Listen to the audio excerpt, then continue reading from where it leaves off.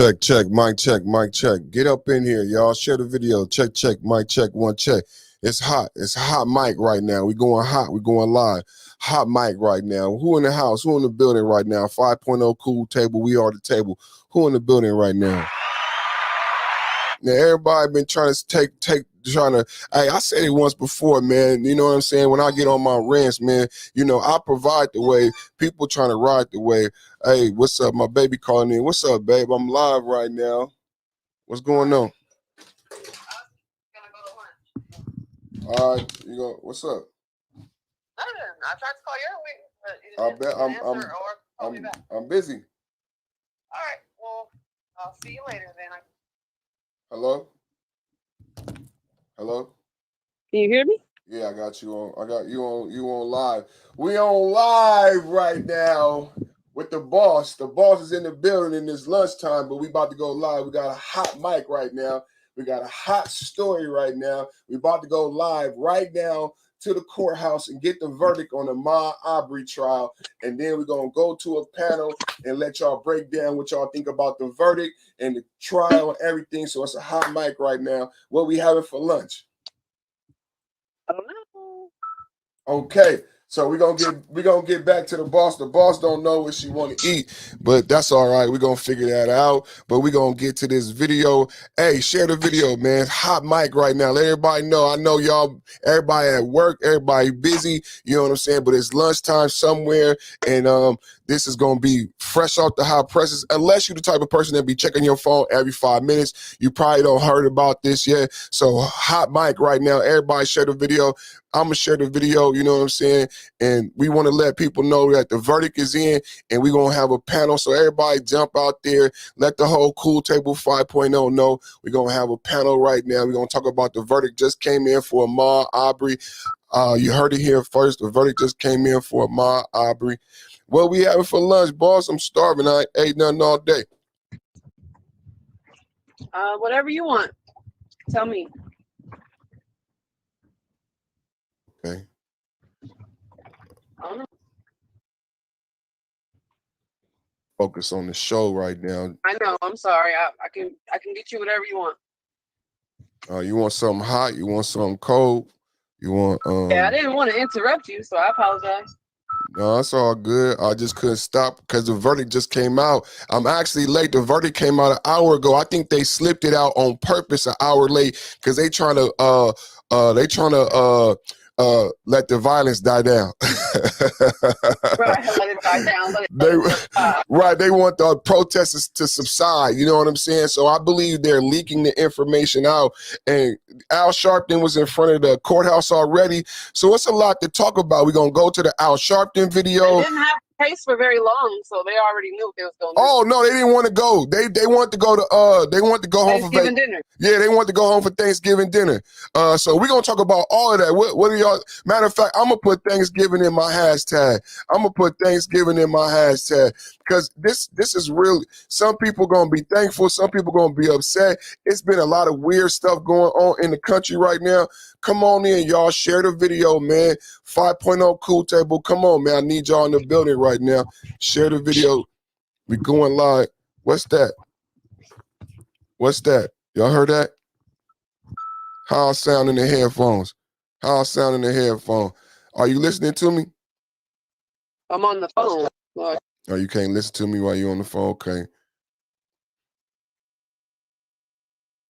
All right, come on, y'all. Get in there and share the video. I need everybody with a wrench. I need everybody with a blue wrench right now. I need everybody with a blue wrench right now. This is the time now. We got a verdict in. We're going to have a conversation right now. Everybody with a blue wrench, come on through, man. The verdict is in. Let's have a conversation, man. This is what it's been about all week. Let's go. And we first again, baby. We first again. Always first, never last. Perfect Timing Podcast on that ass. Always first, never last. Perfect Timing Podcast on that ass. 5.0 Cool Table in the building. All right, everybody. We got the verdict for the Ahmaud Arbery trial.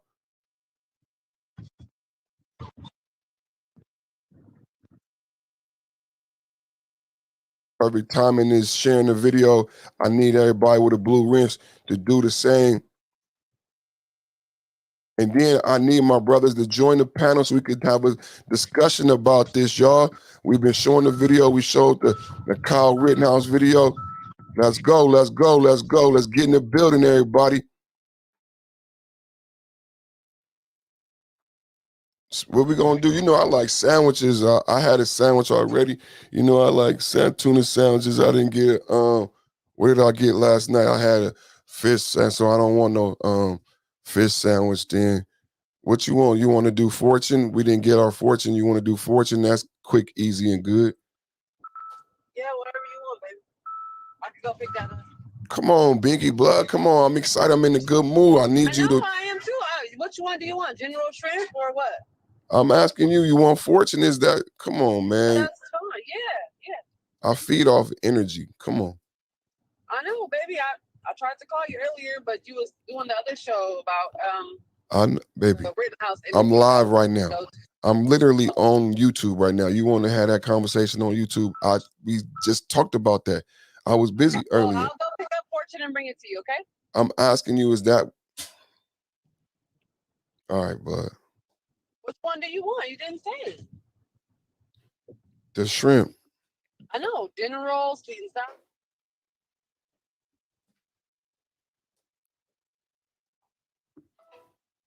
Let's go to the video.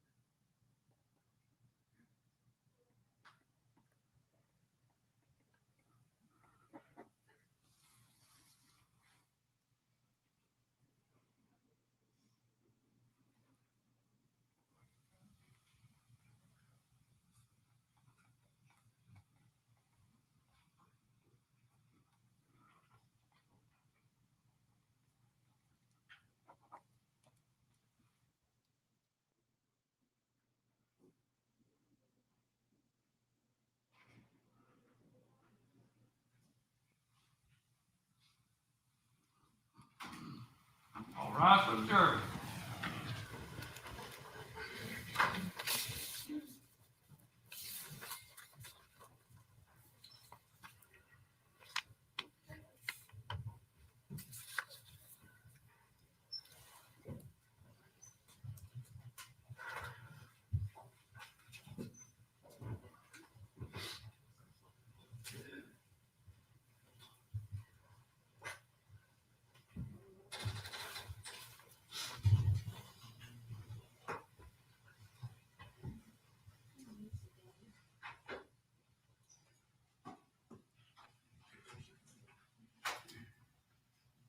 Please say it.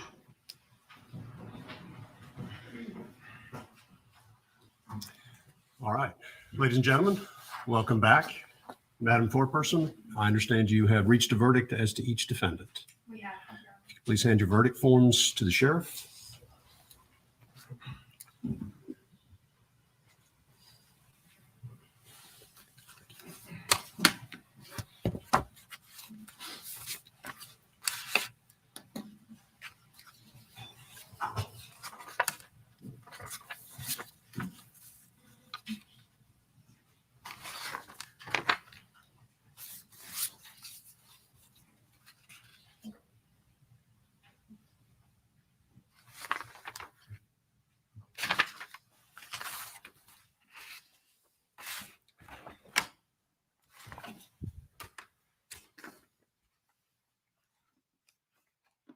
I'm going to go ahead and address each one of these verdict forms separately. The first verdict form I have is the state of Georgia versus Travis McMichael. Mr. McMichael, just please stand. Verdict is as follows. In the Superior Court of Glenn County, state of Georgia, the state of Georgia versus Travis McMichael, case number CR 000433. Jury verdict form. Count one, malice murder. We, the jury, find the defendant, Travis McMichael, guilty. I'm going to ask that whoever just made an outburst be removed from the court, please.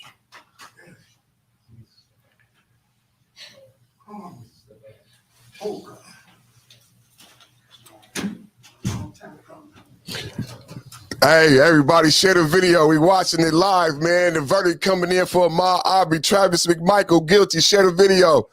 Woo, we're going to have a panel and discuss it, man. We're going to do a comparison contrast. This with the Kenosha case, the other case. Oh, the judge ain't playing.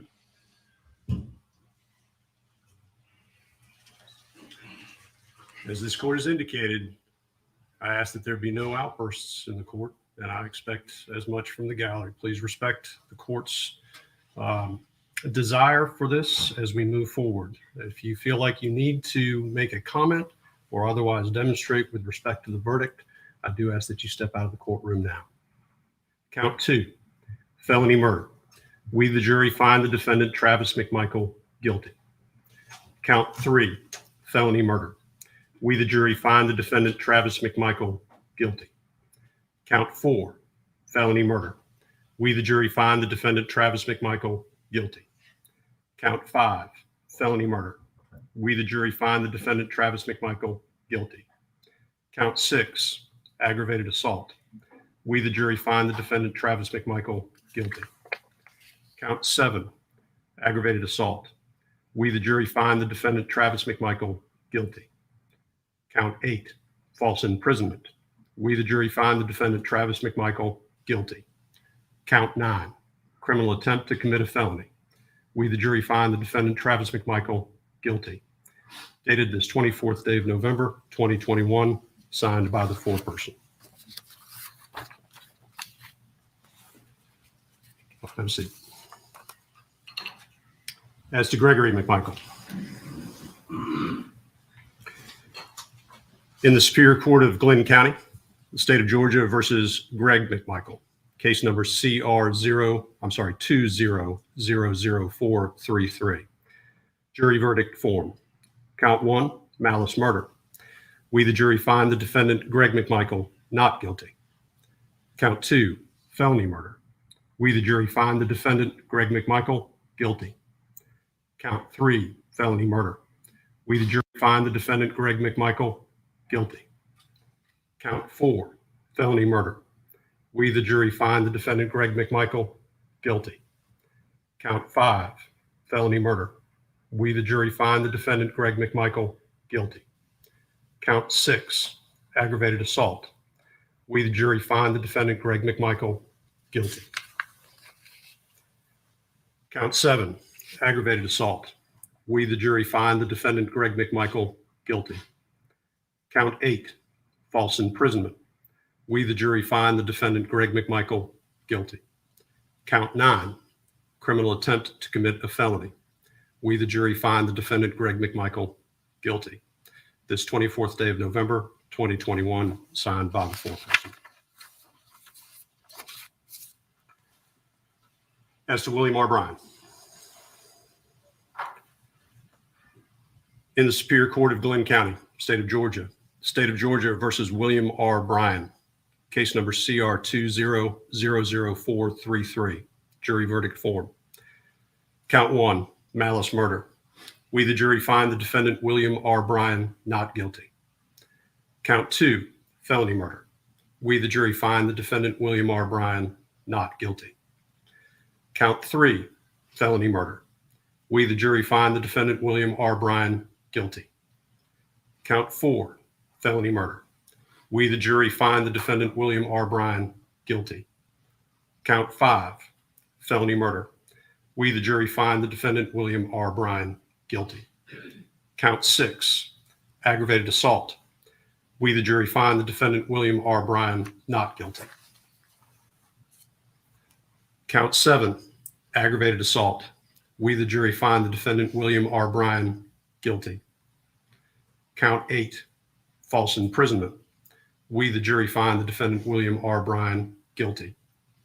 Count 9, criminal attempt to commit a felony. We, the jury, find the defendant, William R. Bryan, guilty. Signed this 24th day of November by the foreperson. Go ahead and see. Court having read the verdicts and accepted the verdicts, anything from the state? No, Your Honor, nothing from the state. Anything from the defense? We ask the jury be polled, Your Honor. Do all defendants ask the jury be polled? All right, ladies and gentlemen, I'm going to ask each of you individually a set of 2 questions with respect to the verdicts that I have just read. If you could please respond when you hear your juror number. Juror number 1, you have heard the verdicts read. Were these your verdicts then, and are these your verdicts now? Yes, sir. Juror number 2, you have heard the verdicts read. Were these your verdicts then, and are these your verdicts now? I think I can't. Okay, 2. Juror number 3, you have heard the verdicts read. Were these your verdicts then, and are these your verdicts now? Yes. Juror number 4, you have heard the verdicts read. Were these your verdicts then, and are these your verdicts now? Yes, sir. Juror number 5, you have heard the verdicts read. Were these your verdicts then, and are these your verdicts now? Yes, Your Honor. Juror number 7, you have heard the verdicts read. Were these your verdicts then, and are these your verdicts now? Yes, Your Honor. Juror number 8, you have heard the verdicts read. Were these your verdicts then, and are these your verdicts now? Yes, Your Honor. Juror number 9, you have heard the verdicts read. Were these your verdicts then, and are these your verdicts now? Yes, Your Honor. Juror number 10, you have heard the verdicts read. Were these your verdicts then, and are these your verdicts now? Yes, Your Honor. Juror number 11, you have heard the verdicts read. Were these your verdicts then, and are these your verdicts now? Yes, Your Honor. Juror number 12, you have heard the verdicts read. Were these your verdicts then, and are these your verdicts now? Yes, Your Honor. And juror 16, you have heard the verdicts read. Were these your verdicts then, and are these your verdicts now? Yes, sir. The jury has been polled. Anything further from the defense? No, Your Honor. From Greg McMichael? No, Your Honor. From Mr. Bryan? No, Your Honor. Ladies and gentlemen, what that means with the court having accepted your verdict is that your role in this case is now at an end. What we're going to do today is I'm going to have all of you, the panel and the 3 alternates, go ahead and retire into the jury room. I'm going to address a couple matters logistically with you in the jury room once we get done here. But before we do that, and before I excuse you, I do want to thank you publicly for your service here in Glynn County. It has been a long trial, and I appreciate the fact that you have been attentive. You've listened to the evidence, and that is what we ask in this court. It's a very simple ask in a very complex way, so it's appreciated.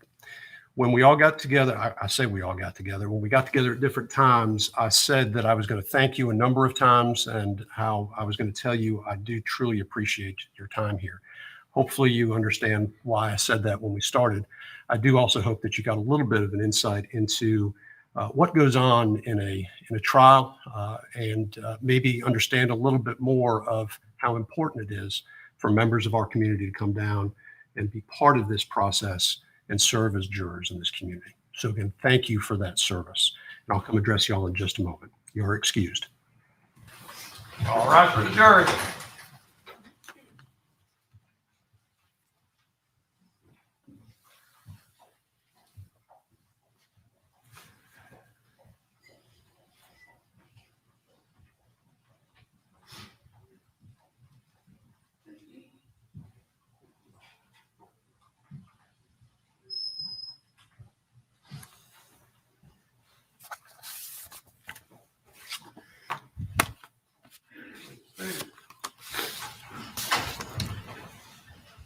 All right, it is this court's usual practice with regard to sentencing to go ahead and give everybody some time to put together what they need to put together for a full sentencing hearing. I'm going to have to look at the schedule and see how that works with my schedule up in Chatham County and the schedule here in Glynn County. I'll get back to everybody about some dates and see what works with respect to dates. That should give everybody an opportunity to put together whatever evidence may be shown in aggravation from the state or mitigation from the defense. Hopefully we'll get to that in the next couple of weeks. Again, I'll make sure council knows what those dates are. That addresses the open matter then before the court. Anything from the state before we adjourn? Nothing further from the state, Your Honor. From Travis McMichael. No, Your Honor. From Greg McMichael. No, Your Honor. And from Mr. Bryan. No, Your Honor. All right, the defendants then are ordered to remain in the custody of the sheriff, and we are adjourned. Thank you.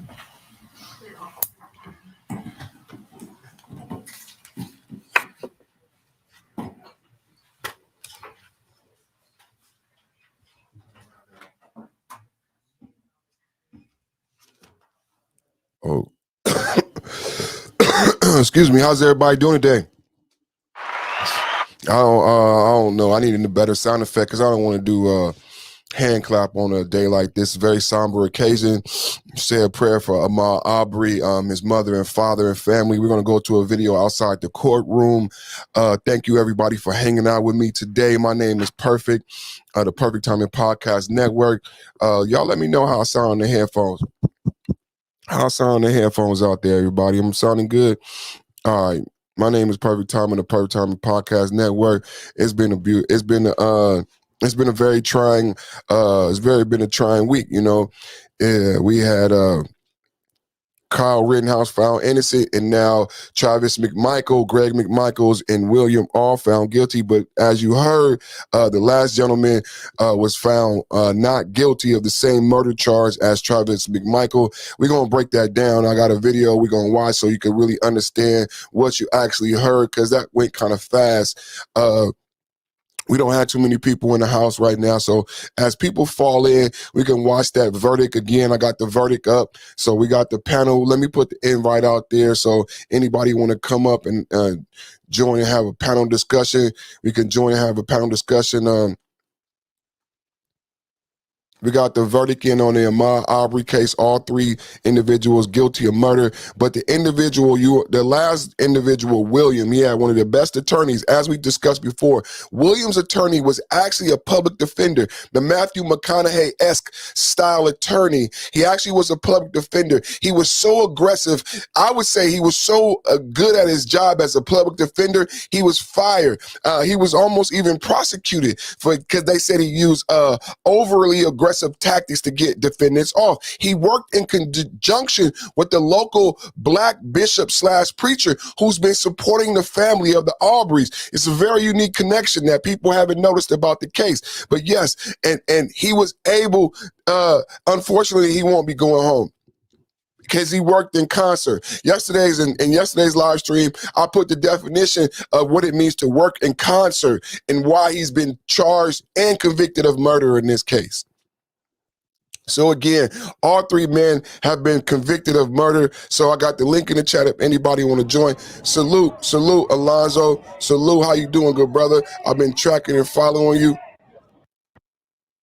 What we got right here? Is this outside the courtroom? We got some things going on outside the courtroom. We got some people. The prosecution is going to talk to us. And I want to hear from you guys about how you feel about this. So we got a verdict in Ahmaud Arbery.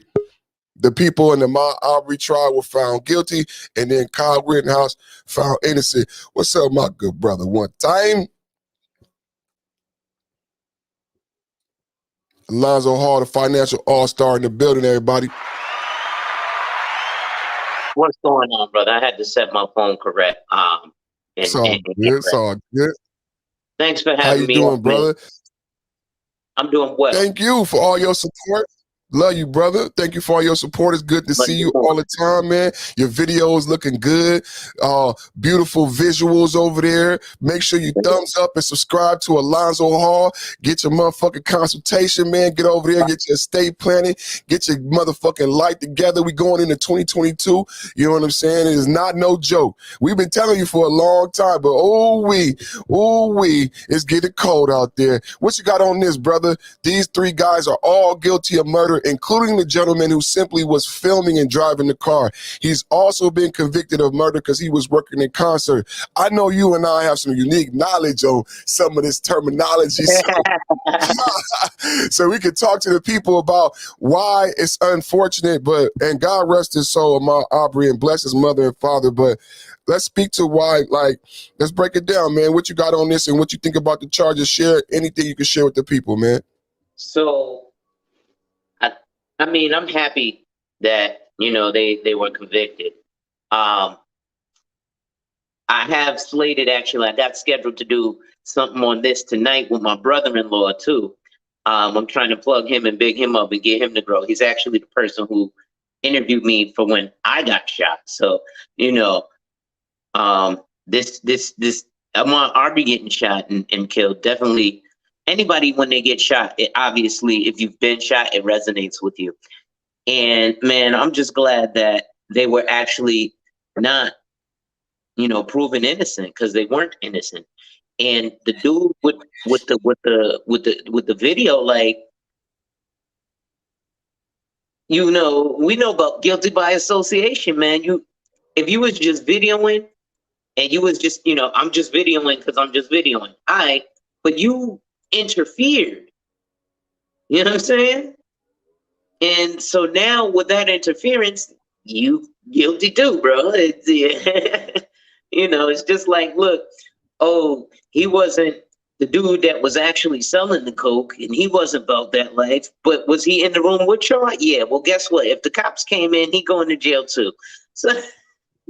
No, this is a pertinent issue I want to discuss. Shout out to Art New Style TV. Art been hella supportive. Art been having great conversations. Hey, last night, the panel Art been having been Art been putting on pure edutainment, educational, and it's also entertainment at the same time. But this is a topic that came up.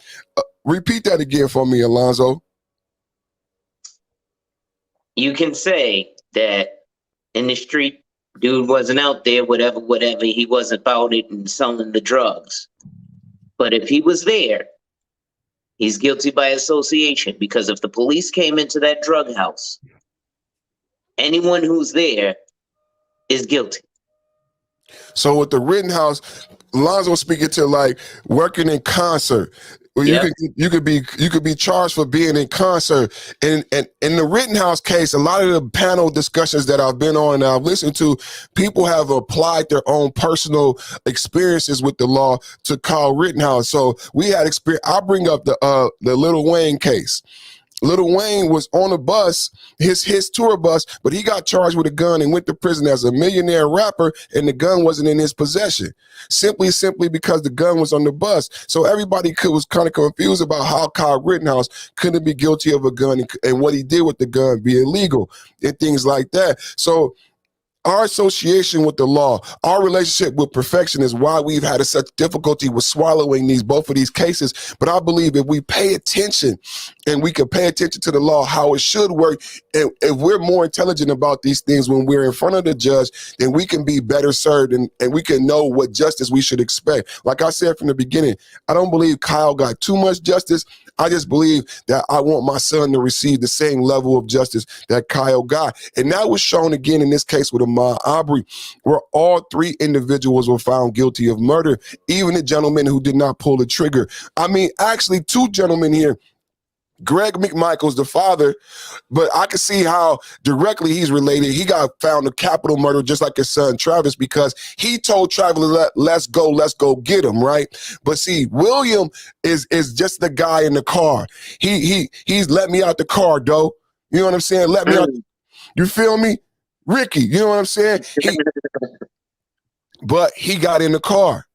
He got in the car, and just simply by getting in the car. See, this is something that we learned growing up in the hood, that people try to tell you about hanging out with certain people and where it might get you to, but yet and still we don't learn until it's too late. But this is a very thing that I hear a lot on the panels, that black men are confused about why Kyle was found innocent. But if you could see why this verdict came back guilty for all three men, then that should help you understand why Kyle was found innocent for his charges. You understand what I'm saying? If you can see why William is guilty, and just not from your emotions, It's just not from your emotions like, oh, he should be guilty. But if you understand legally what law he broke, then you understand why Kyle was privy to self-defense and why this individual, even though he was not in the vehicle with Travis, he was in a total separate car, he did not pull the trigger, he still got found guilty of murder. Right. That's relevant. That is relevant, but it again, I guess it doesn't surprise people who have had experience with the law like we have, Right. because we've seen these situations where, like I said, I wasn't doing nothing, but I was in the house. I'm guilty. Because Little if Wayne they on the bus. raid, Little Wayne on the bus. I don't have or a gun Mike on me. Vick with the dogs. Right. I don't have a gun on me. I don't shoot nobody. How do you even know there's a gun on the bus? There's so many things where black men be like, isn't that entrapment? How does the feds know to come on my bus? How does the feds know where the gun is? If you know it's a gun on the bus and where it is, that means somebody told you. You should be taking them to jail. Mm. Why? How is it legal? This is what black man's difficulty was in Kyle Rittenhouse case, because a lot of times we get entrapped and we go to jail. How is it legal for you to know there's a gun on the bus, know where it is, and then give me the charge even though it's not in my possession? That don't sound legal to me, or prudent, or fair, or right by any measure. And who else does that happen to besides a black rapper, a millionaire? So when black men kept, even to this day, people are still caught up on he traveled across state lines with a loaded machine gun, and that's not true. His mother never drove him. What I wanted to talk about, both of these cases are children. I'm a father. I got 20-year-old kids. Ahmaud Arbery is a 20-year-old child who's no longer here. His father looked at distraught. His mother looked at upset. That's an intelligent 20-year-old son. He might be 26 or 28, but he's still in his 20s. My son, 22, 23. So I understand their heartbreak. Kyle, 16. He's a child. He's a child from a divorce home. His mama was working a double shift. His dad lived in another city. So his mom didn't even know. It sounded like me and you, right? His mom didn't even know where he was. His mom at work. Listen to this. Don't this sound like me or you? Don't it sound familiar? His mom at work and a 16-year-old boy, his mom don't know where she is, but what is he doing? He walking the streets of a big city with a fucking machine gun. Mm. Don't that sound familiar? That sounds crazy. Except in this story, what's the difference? Zoe, what's the difference in this story? He got off on self-defense and wasn't considered malicious. No, the kid is white. Well, yeah. This niggas in Chicago going home. This niggas in Chicago going home for killing niggas. Facts. The DA's called it mutual combat, even with the guns. This nigga's going home for killing niggas. So that's not it. It ain't about the race. What I'm depicting is this breakdown of this breakdown of the American family. Mm. And it's crap out of black neighborhoods and the white neighborhoods. I described a broken home, a mom overworked, and a father in a separate city, and a son looking to be a man, looking for pride, looking for direction. And the way he found it is he joined an association and with a gun. Don't that sound like when we join a gang, what we looking for when we join the gang? What we are trying to identify, why are we carrying a gun? Unit belonging. Damn. 16 years old, he got a mama, he got a daddy, he got everything black boys be having, but for some reason, that divorce and what he went through, and his dad and his mom working 16 hours, no one's talking about what really went on with Kyle and how we could grow and learn, and how other black boys find themselves in these same mathematics. And then we get thrown away with 3 strikes and predator and shit like that. But Kyle is self-defense, but he looked just like me and you. The black people would say Kyle is a predator. That's what everybody black wanted to say. Why did we want to say that? Because we get called predators. Every single day. When we come from a broken home and our mama working a 16-hour shift and we miss our daddy and we walk the streets with a gun to identify ourselves as a man and to be known as a man within the group, we get thrown away. Even though we were just protecting our cuz, our brother, our blood, our slime with the gun, you say it's gang violence, not to me. Because when I was starving, he helped me and you tried to kill him, so I protected him. I didn't go to your neighborhood. Facts. So I see the difficulty in how we see Kyle. Damn, now that you put it like that, bro, I'm looking at this whole thing a little differently because I have my own feelings with the Kyle thing. You know, my issue is the precedent that is set in terms of the entire circumstance. Yes, it was very similar to circumstances that many young black males face till this day and probably for the next 50 years. However, one major circumstance was the not only the fact that it's kind of that he knocked off Chomos, but still it's like with they were at a peaceful protest, right? And the difficulty, because even in our situations, right, we will, like you said, to belong as a man, you kind of got to brandish that gun, right? Right. If you're in the hood and you see some dudes that y'all go to high school together, but this dude elbowed you in the stomach in gym and basketball, so now y'all got beef. So it transfers from high school to the streets, and you guys live in two separate neighborhoods, so you have all your own friends, but now you're in this community area. Well, hey, there go that fool that disrespected you, son. My mama think I'm at home doing homework. She's at work 16, 18 hours. Right. His mama think he at home doing homework. She's out at work 16, 18 hours. Likely because of, go ahead. No, I was just saying, imagine how she felt like a black mom. She come home and then her son in jail for killing somebody. Facts. She don't know about the gun. She don't know about none of this shit. Like what happened?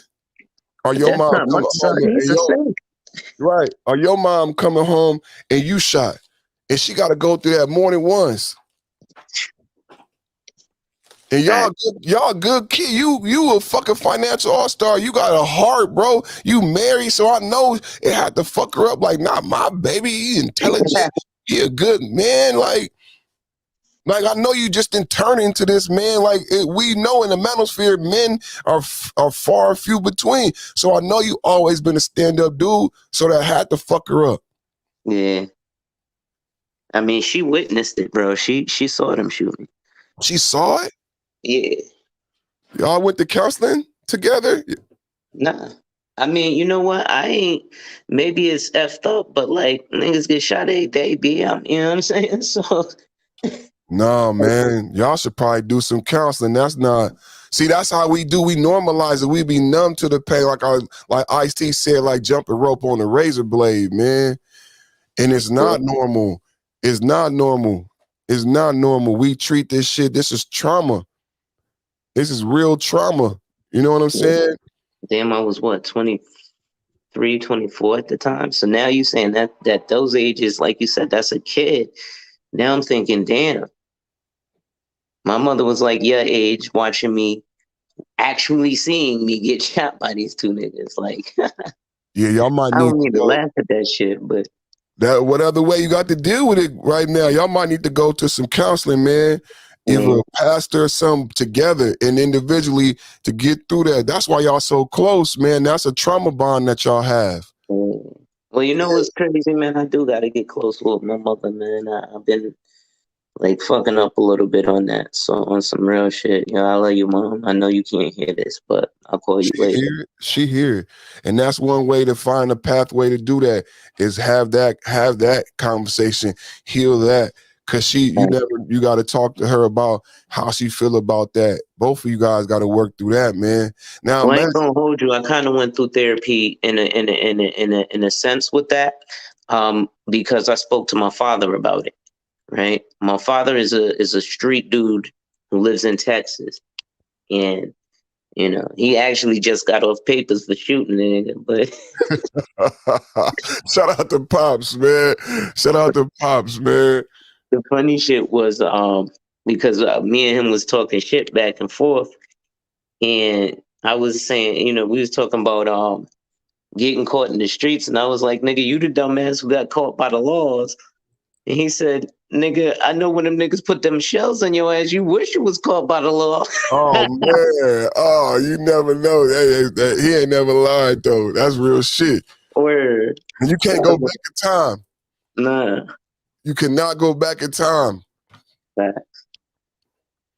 My fault. I ain't mean to derail it. Let's. I just. You ain't did nothing wrong, man. I was just about to say thank you for sharing your testimony. How could you derail when you share intimate moments of your life? You ain't got to share that shit. That shit go in a book or in a movie, bro. Hold on, let me get it. Man, that's for you, moms, everybody, and God, man. Bless us, man. Thank you, God. We so blessed, man. That's why I pray. We so blessed. And through all of that, like through the wire, when nigga, we through the wire, we still here.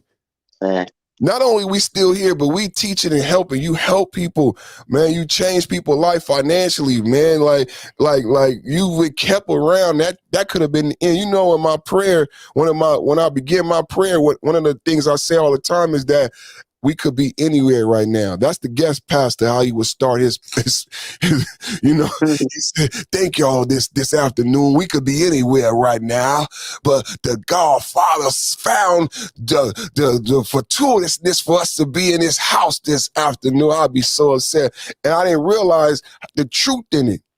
I didn't realize the power that we could be anywhere right now. We could be under a freeway. We could be under a car, like Mama used to say. You know what I'm saying? Mama used to say, we could be anywhere. We could be like Ahmaud Arbery, bless his soul and his family. So when I say we could be anywhere, like, and then on top of us not only being alive, but bro, we intelligent with the vocabulary to have this conversation, to move something forward and to benefit people. So that's compounding the blessing. Not only are we here, but we here with a voice, we're intelligent, and we're using our blessings to better ourselves and others, man. Give ourselves some roses, man.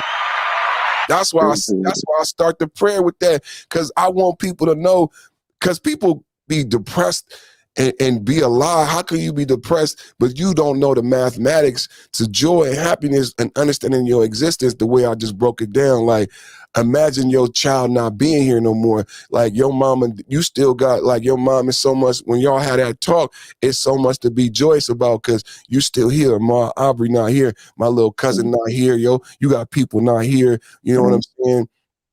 So as we had this conversation, it's like, we got so much to be blessed about, as these people still have to mourn their child, because even imagine them not getting this verdict, they would have to relive this. So now they get this verdict, this just a little bit more of the pain, but it never goes away. My auntie never was the same. My aunt, and all of us have dealt with these funerals and death. You know, your mom will never be right. You're never supposed to bury your child. So, you know, my auntie never was the same. So even though they got this verdict, the mother and the father still got to deal with this. This community got to deal with this, you know, on both sides, because they've made it. Facebook makes so much money off of making it this salacious racial issue. So now we got to heal from it also. Thanks. Hey, bro, I got a call. Let me, I'll be back. Oh, that's that money. I heard that chirp. That's that chirp, boy. That's that money. Shout out to Alonzo Hall.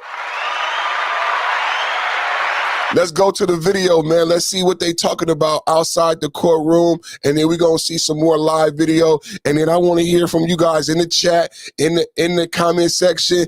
Join the panel. Let me know how you feel. Ahmaud Arbery's killers, all three convicted of murder. The third gentleman, not capital murder, but also murder. So we're going to break down the actual conviction also. Stick with me. This is Perfect Timing Podcast, Perfect Timing Podcast Network, simulcasted via StreamYard. 3 locations, Facebook, Perfect Timing Podcast Live, and you're watching me on Perfect Timing Podcast. Thank you for hanging out. I'm Assistant District Attorney for the Cobb County District Attorney's Office.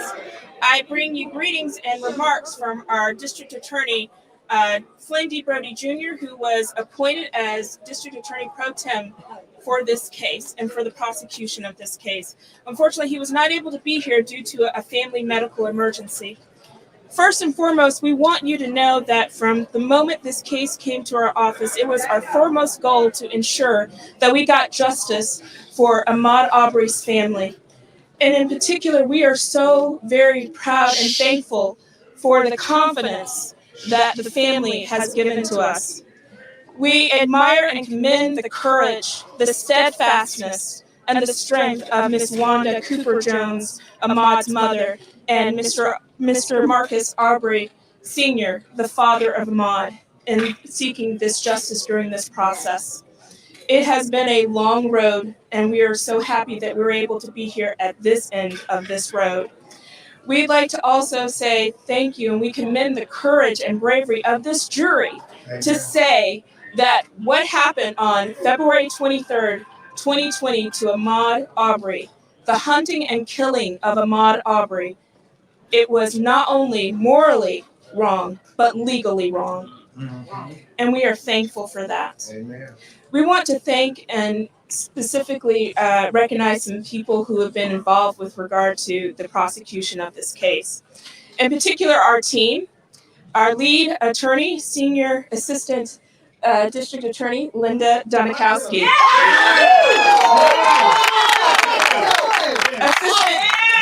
Assistant District Attorney Larissa Oliveira. Senior Assistant District Attorney Paul Camarillo. Our Chief Investigator Charles Prescott. Deputy Chief Investigator Keith Lamone. Investigator Cameron Watson. Investigator Darius McClure. We also need to thank people from at home who've also been helping us with regard to this case. Ms. Kayla Willis, Ms. Jada Baxter, who is here, Cindy Bard, Sarah Rapp, Laramie Floyd, Matt Morgan, our communications department, our fire and EMA, IS, DOT, and GIS. We also need to thank also the GBI, the Georgia Bureau of Investigations, in particular Director Vic Reynolds, Special Agent Richard Dial, who I believe is here with us, Special Agent Jason Seacrest, Special Agent Lawrence Kelly, and Inspector Eve Rogers. We also need to thank specifically with the Glenn County Police Department Deputy Chief Ricky Evans and Captain Jeremiah Berquist. We also with the Glenn County Sheriff's Office need to thank Glenn County Sheriff Neil Jump, Glenn County Clerk of Court Ron Adams, Georgia State Patrol Major Thornell King, and Sergeant Chris Black. With GMA, we also thank Operations Managers for Homeland Security Todd Keys. What we can make note of this is that Ahmaud's death has significant changes in this community and in our state and in this nation. With the passing of Georgia's first ever hate crime bill and the changing of Georgia's antiquated citizens arrest law. We want to thank this community for the support that it has given to the family and to us and the community at large. And we want to have some opportunity to have some remarks also from our team. So our Senior Assistant District Attorney and Lead Attorney, Linda Donikowski.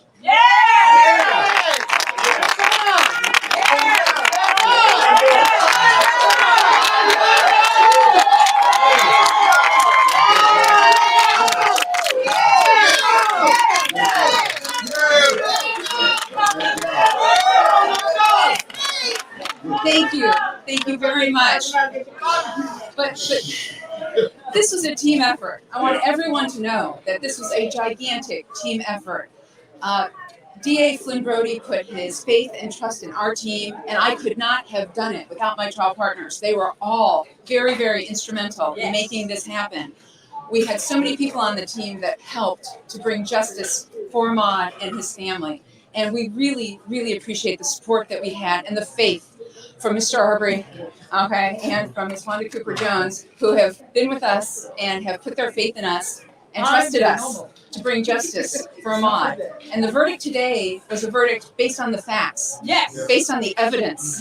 And that was our goal, was to bring that to that jury so that they could do the right thing. Because the jury system works in this country. And when you present the truth to people and they can see it, they will do the right thing. And that's what this jury did today in getting justice for Ahmaud Arbery. Thank you. Holidays never tasted so refreshing. York Peppermint Snowflakes.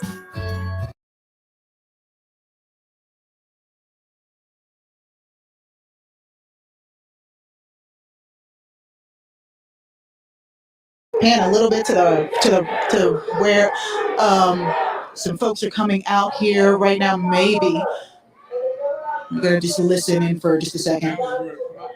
Looks like the family might be getting ready to come out, but there's a lot of supporters on the steps right now. A lot of people that I'm recognizing from protests and from activism that happened over the summer last year with the protests. And it looks like there might be some family coming out here right now.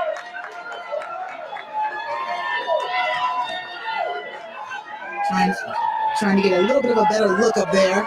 I'm a little bit farther behind. And there you have it. There you have Reverend Al Sharpton, Lee Merritt. You have Wanda Cooper Jones, Ben Crump. You have Marcus Arbery. They're all walking out here, as you just saw, holding hands. Of course, people are cheering right now. They seem happy. People seem happy to see them. They may be making their way over to that podium here in just a second to speak to everyone that's been out here waiting for them to come out.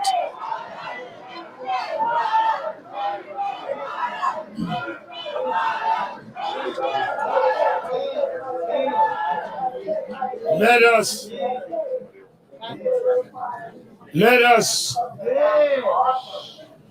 us say, first and foremost, we're going to start by thanking God for shining on us. Let us thank these lawyers. Amen. Let us thank the prosecutors. Amen. Let us thank the activists that y'all called the mob that marched and stood up.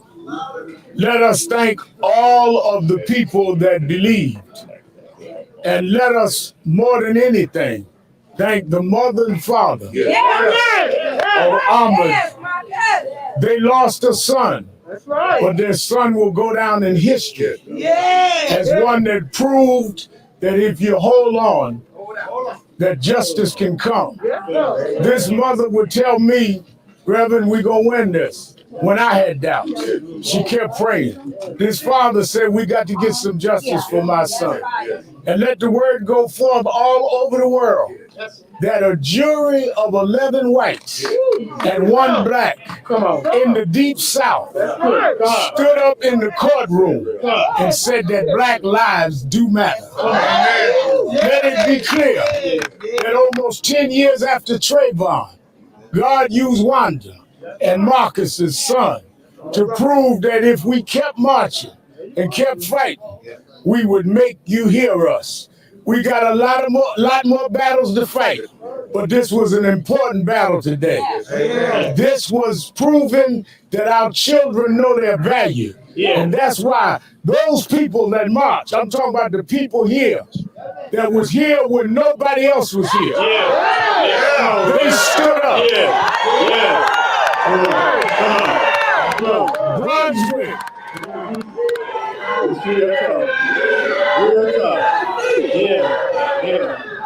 Brunswick, Georgia will go down in history as the place that criminal justice took a different turn. Let us pray. Dear God, we come thanking you for your mercy. Thanking you for giving us a prosecutor's team that when it looked to us like they'd stack the jury, that you still found a way to open up the minds of people to listen to the evidence and weigh it based on facts, not based on skin color. That you gave strength to this mother and you gave strength to this father to not give up on you, even when many of us doubted, even when many of us said it's not going to happen. You came in the state of Georgia, a state known for segregation, a state known for Jim Crow, and you turned it around. You took a young, unarmed boy that they thought was worthless, and you put his name in history today. Years from now, decades from now, they'll be talking about a boy named Ahmaud Arbery that taught this country what justice looks like. As we go forth, let us go forth in the victory you've given us. thank everyone in Brunswick that marched, that stood out in front of this courthouse, that was called a lynch mob, but they kept on marching. And let us know that all whites are not racist, and all blacks are not worthless, that we're all your children, and we will give you the grace and give you the glory. The glory be yours, not ours. Let us not be proud, and let us not be vengeful, but let us be thankful that you brought us closer together today. These blessings we ask in your name and your sake. Thank you, Lord. Thank you, Lord. We never had a Thanksgiving day like today. We will hear from the attorneys and the parents. Let us hear from the attorney for Wanda, who is running for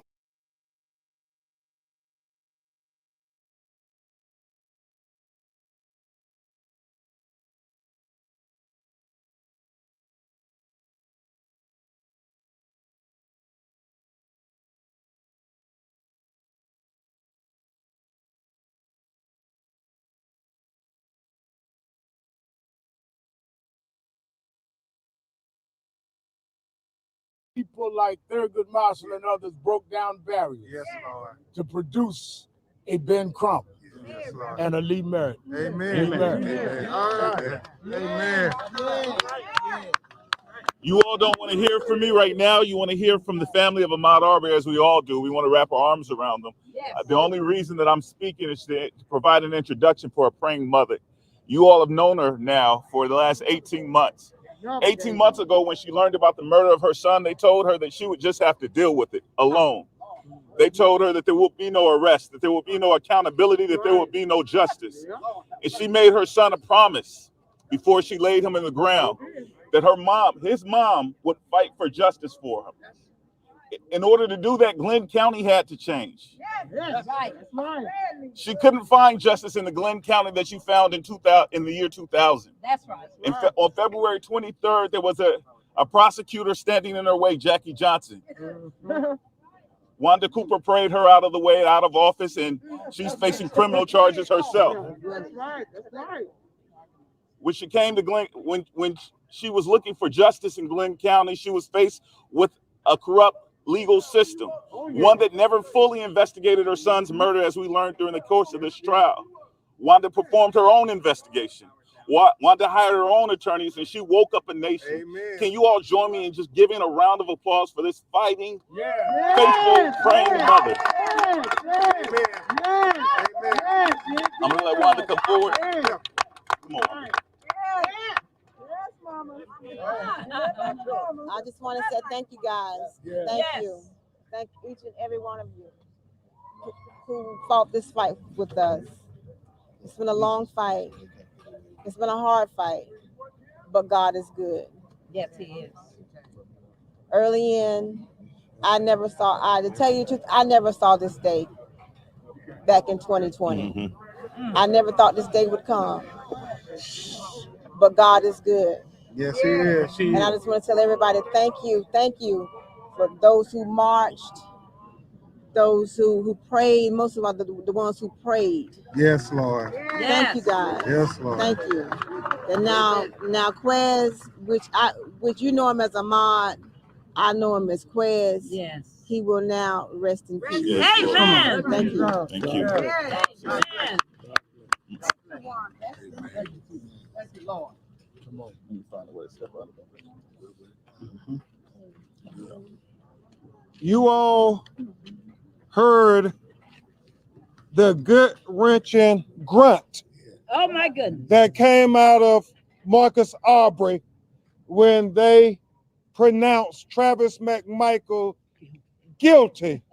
He could not contain it any further, because think about how long he and Wanda have been enduring all the innuendo, all the allegations, all the character assassinations, long legs with dirty toenails. Just imagine all they went through. That when he heard that, Reverend Al, he could not contain himself, because Marcus, as a father, they see their job as to protect their children. That's right. And That's right. you can experience the pain of a mother and a father who witnessed what they witnessed, not being there to protect their child. Every parent in America can take solace in knowing that we have an example of how to deal with tragedy and grief when they look at the example of Marcus Arbery and Wanda Cooper, and we should applaud them. They should be applauded. And I tell you all, we together did this. We all together, black, white, activists, faith members, lawyers, prosecutors. We did this together. We said, America, we will make us better than what we saw in that video. And I would be remiss if we didn't acknowledge, even though we are clapping and we're cheering and we applaud, Wanda and Marcus still are devastated because they're missing Ahmaud. Yes. That's right. Devastated. That's right. And so even though this is not a celebration, it is a reflection to acknowledge that the spirit of Ahmaud defeated the lynch mob. The spirit of Ahmaud defeated the lynch mob. The spirit of Ahmaud defeated the lynch mob. Marcus Arbery. Go on, Marcus. Number one, I want to give all glory to God. Yes. Because that's who made all this possible. Yes, it is. Number two, I want to thank his mama. Yes. I want to thank my sisters and brothers. I want to thank my children for being strong through this raw time. Yes. Because I know it was hard what they had to deal with. Yes. And number two, I want to thank all y'all people, all the support y'all gave us. Because one of us ain't did this. Ain't no one side did this. That's right. God put us all together to make this happen. So it ain't no one side. So what I tell you, God don't work one-sided. God work two-sided. All right, I'm going to put you here, I'm going to put you there. Amen. So y'all pull together and work this thing. Amen. So hey, that's what it's all about. Amen. Because if one side wouldn't work, it wouldn't have happened. That's right. You had people working when you wasn't working. That's right. Come on. When you weren't working, you had people out here working, marching, going in these offices. Yeah. We conquered that lynch mob. Yeah. We got that lynch mob. This history today. Letting you know that black kid life don't matter. For real, all life matters. All life. Yes. Not just black children. We don't want to see nobody go through this. Amen. I don't want to see no daddy watch their kid get lynched and shot down like that. So it's all our problem. It's all our problem. So hey, let's keep fighting. Let's keep doing it and making this place a better place for all human beings. Amen. All human beings. Amen. Everybody. Amen. Love everybody. Love everybody. All human beings need to be treated equally. We finna conquer this lynching. Today is a good day. Amen.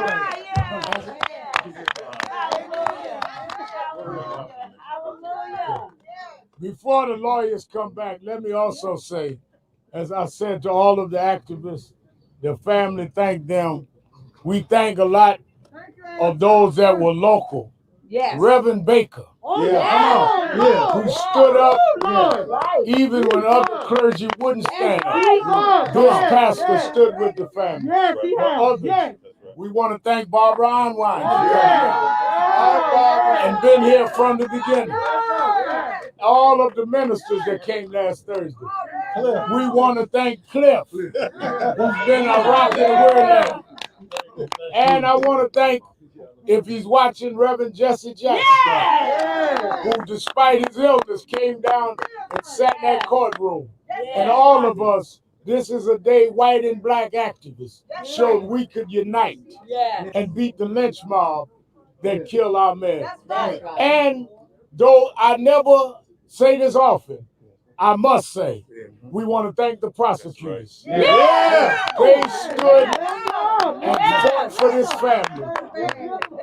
Tomorrow, in all our joy today, there will be an empty chair at Wanda's table. Yes. Ahmaud would not be at Thanksgiving tomorrow. That's right. But she can look at that chair and say to Ahmaud, I fought a good fight. Yes. That's right. And I got you some justice. Yes. We Yes, can't you did. fill that chair Yes. for you, Wanda, but we can say that you were mother Yes. above all mothers. Yes. You fought for your son. Yes. And Marcus, you fought for your son. That's right. And even though it'll be a sober and solemn Thanksgiving, you can thank God you didn't let your boy down. Come on. That's Come right. on. Come on. Come on, man. Thank you. So Ben and I had a difficult task to do when showing up to this courthouse and turning the case over to the prosecutors. We want to exercise, as attorneys, as advocates, we want to exercise control over something this important. Yes. And it was difficult to relinquish that control to the Cobb County's prosecutor's office. Of course, we had to under the law, and they did what they had to do to secure a conviction. I applaud them for putting on a airtight case that resulted in conviction for all these men. They've invited Wanda and Marcus and their supporters to stand with them for their press conference. And so we're going to do something else that's difficult to do. We're not taking any questions. We're going to step back. We're going to allow the prosecutors to make a presentation about their case as we stand with them in solidarity and thank them for their efforts. Amen. And it's a good example for when Lee Meredith's Texas Attorney General.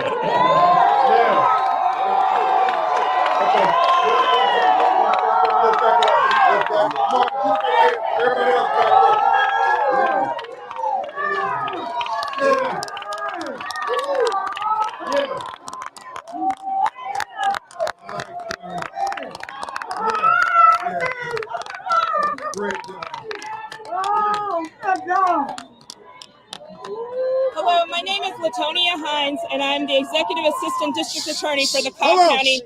Hold on. Hey, y'all, please be quiet so we can give them the respect they so richly deserve.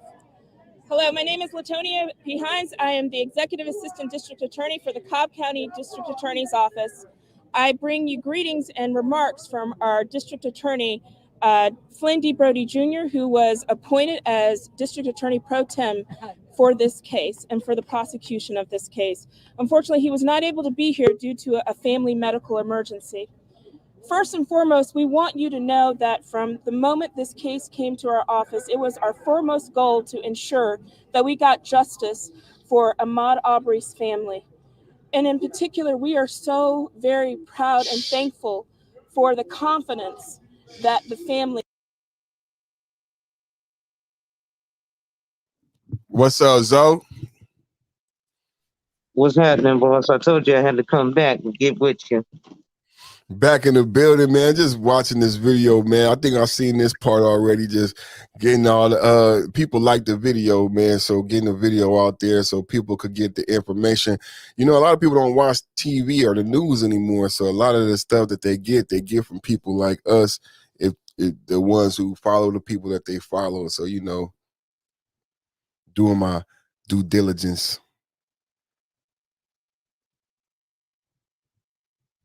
Gotta do that, brother. I'm actually still moving and shaking, so I'm getting with you, but I definitely wanted to come back and hop on with you. Oh, my fault. Go ahead.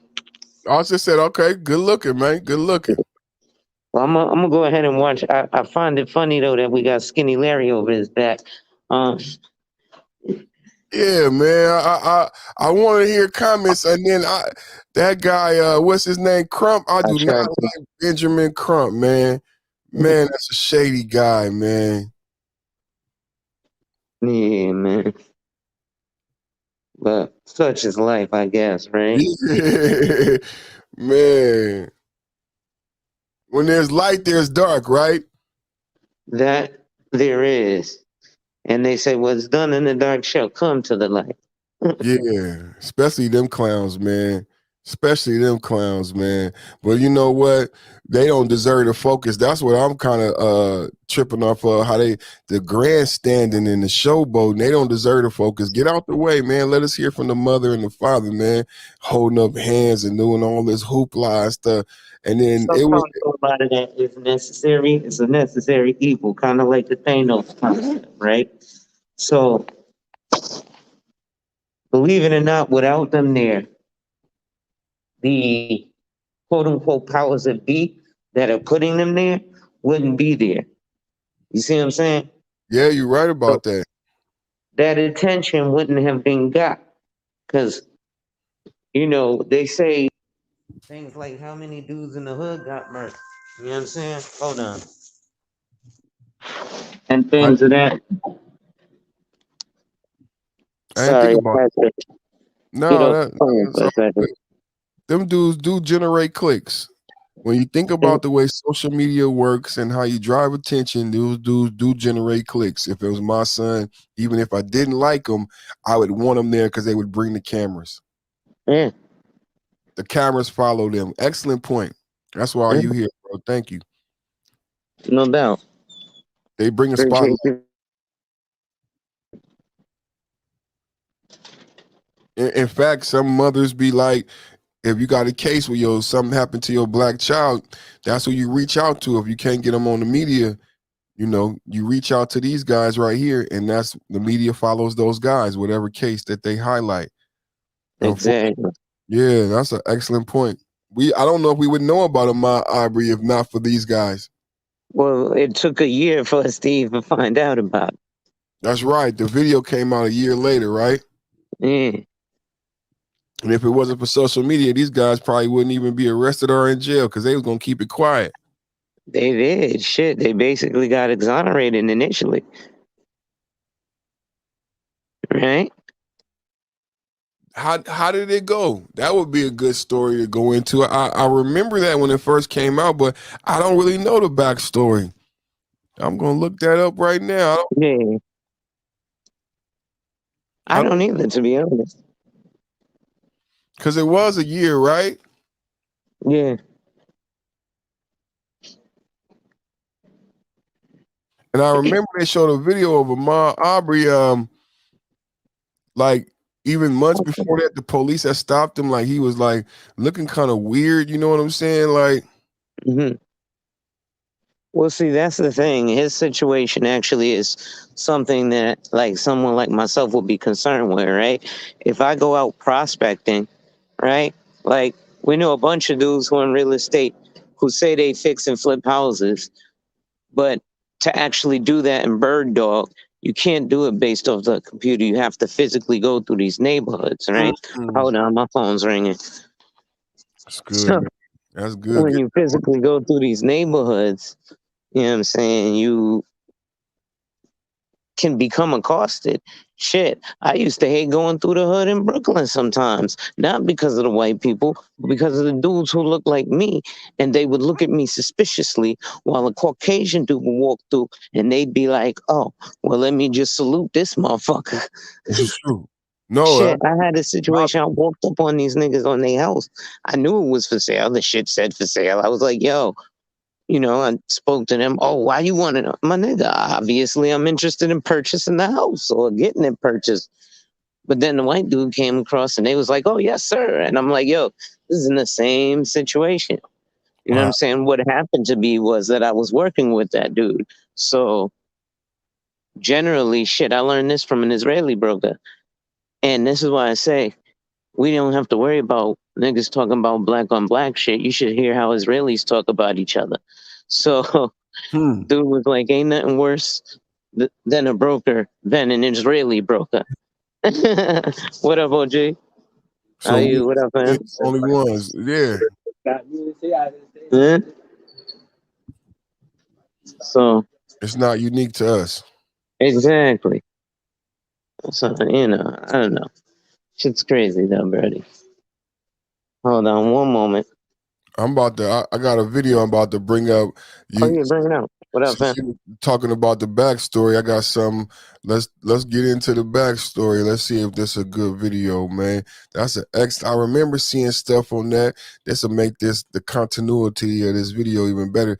I might need to do a separate video, but shit, we'll do more than one. Fuck it. It's all content is king.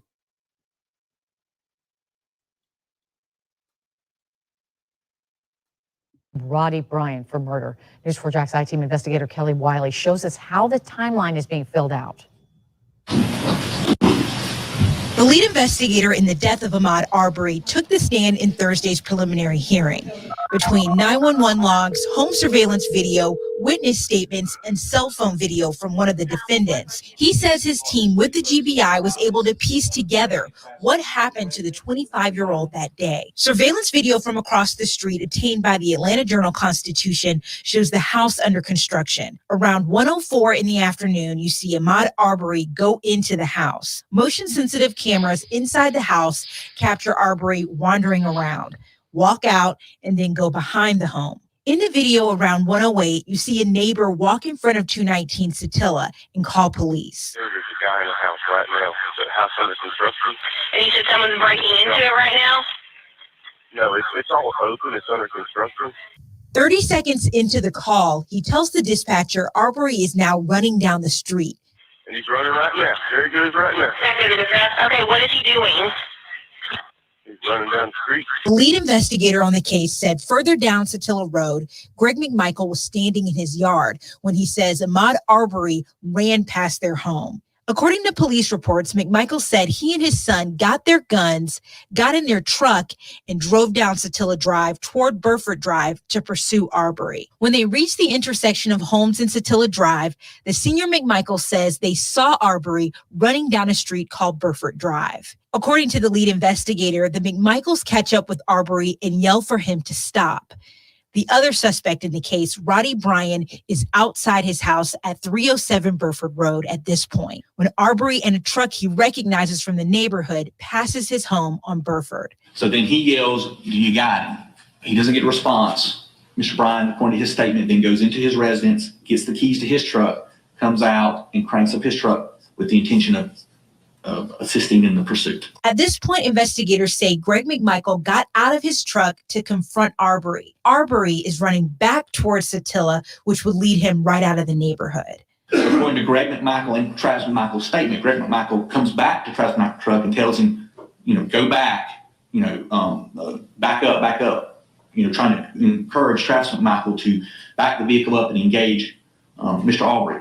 It's at this point Roddy Bryant pulls out of his driveway onto the road to block Ahmaud Arbery. Investigators say Arbery is able to go around the truck. It's also at this point that Greg McMichael goes back to the truck, gets into the bed of it, and Travis McMichael drive up Burford to Zellwood Drive.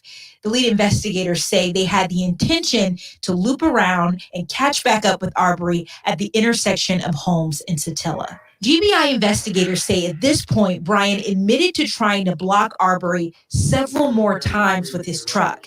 Investigators say they also found evidence that at some point, Brian hit Arbery with his truck. At this point, Mr. Arbery is heading back the way he's come, which would lead him out of the Satilla Shores neighborhood. Mr. Bryan makes statements that he continues to try to block in Mr. Arbery. Mr. Arbery takes a right turn onto Holmes Road, and Mr. Bryan is actually overshoots him going Satilla. Investigator Dial testified that Brian remaneuvered his truck to follow Arbery down Holmes Road. But at some point, Arbery stopped. Dial says Arbery saw the McMichael's truck turn off of Zellwood Drive onto Holmes Road and drive towards him. So you've got one vehicle coming one way down Holmes Road and another vehicle coming another way, and Mr. Arbery is in between them. So at some point, Mr. Arbery turns around and starts heading back towards Mr. Bryan. According to Dial, Brian made statements that Arbery turned around and ran past his truck, and then the McMichael's truck passed him, all going back towards Satilla Drive. At some point, the McMichaels got in front of Ahmaud Arbery, and Brian turned his truck around too. It's at this point, investigator Dow says Roddy Bryan picked up his phone that had already been recording off of his seat and points it at the McMichaels truck. It's also at this point that Greg McMichael calls 911 for the first time. The driver's side door is open. Travis McMichael is there. It is apparent to me he is holding a firearm. His arm is raised as it's in a pointed position at one point. Then then Mr. Arbery is running. He then apparently sees what Travis McMichael in front of him. Then he changes direction to go around the passenger side of the vehicle. Travis McMichael then moved from the driver's side, where he's actually standing. When you open the driver's side door, the door is at his back initially in the video. He's got the shotgun. He then positions himself around the driver's side door towards the front of the truck. You see Mr. Arbery running alongside the passenger side. And again, you see Travis McMichael has repositioned himself along the front of the truck. Mr. Arbery then comes up to a position, sees Travis McMichael, then makes a decision and turns and decides to engage Travis McMichael. As he turns and goes towards Travis McMichael, you hear a shot. Then you see Travis McMichael moving backwards with Mr. Arbery. Obviously, they were engaged in a physical confrontation at this point. They go off the screen. You then hear a second shot where you see blood and spray into the screen, a mist of it. Then they come back in to the view of the camera. There, Mr. Arbery is striking Travis McMichael. There's a struggle going on, and then you see a third shot occur. Months later in May, Roddy Bryan told police he heard Travis McMichael say something as Ahmaud Arbery laid on the ground, bleeding out. After the shooting took place, before police arrival, while Mr. Arbery was on the ground, that he heard Travis McMichael make the statement. Kelly Wiley, Channel 4, the local station. During closing statements, Travis McMichael's attorney said issues in the neighborhood, such as thefts, led to the incident, and that Travis McMichael used self-defense when Arbery attacked him. It's not clear when the case will go to trial. A different judge will have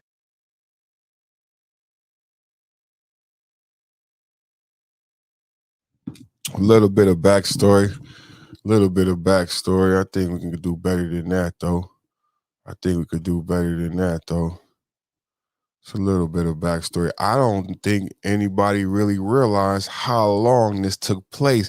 And that's why the prosecution in this case did such an excellent job, because she was able to lay out for me for the first time how long this took place. And that's why the third individual really deserved the guilty conviction, because of the style and the way the murder took place, of the way they went and gathered the third person and how many times they confronted him.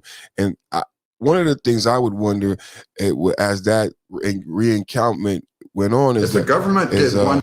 How long did this event take place? Because, you know, the initial video, like, we live in this soundbite. Like, I'm on YouTube right now, and I know I have a long format.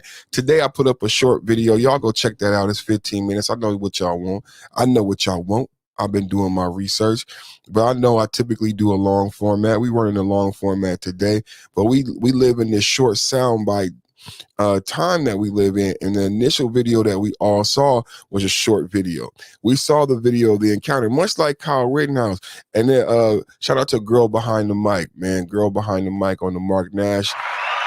Shout out Mark Nash. Girl Behind the Mic really defined that Kyle Rittenhouse case excellently when she said this is a defense case.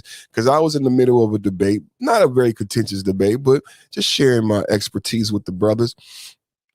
And the brothers were having questions, and I wanted to put the questions to rest because like I talked about today, I understand the emotion. So I was saying to the brothers, when they were wondering about things leading up to the actual event, and I was telling the brothers about how in the court of law, I do understand how for us, those things have mattered.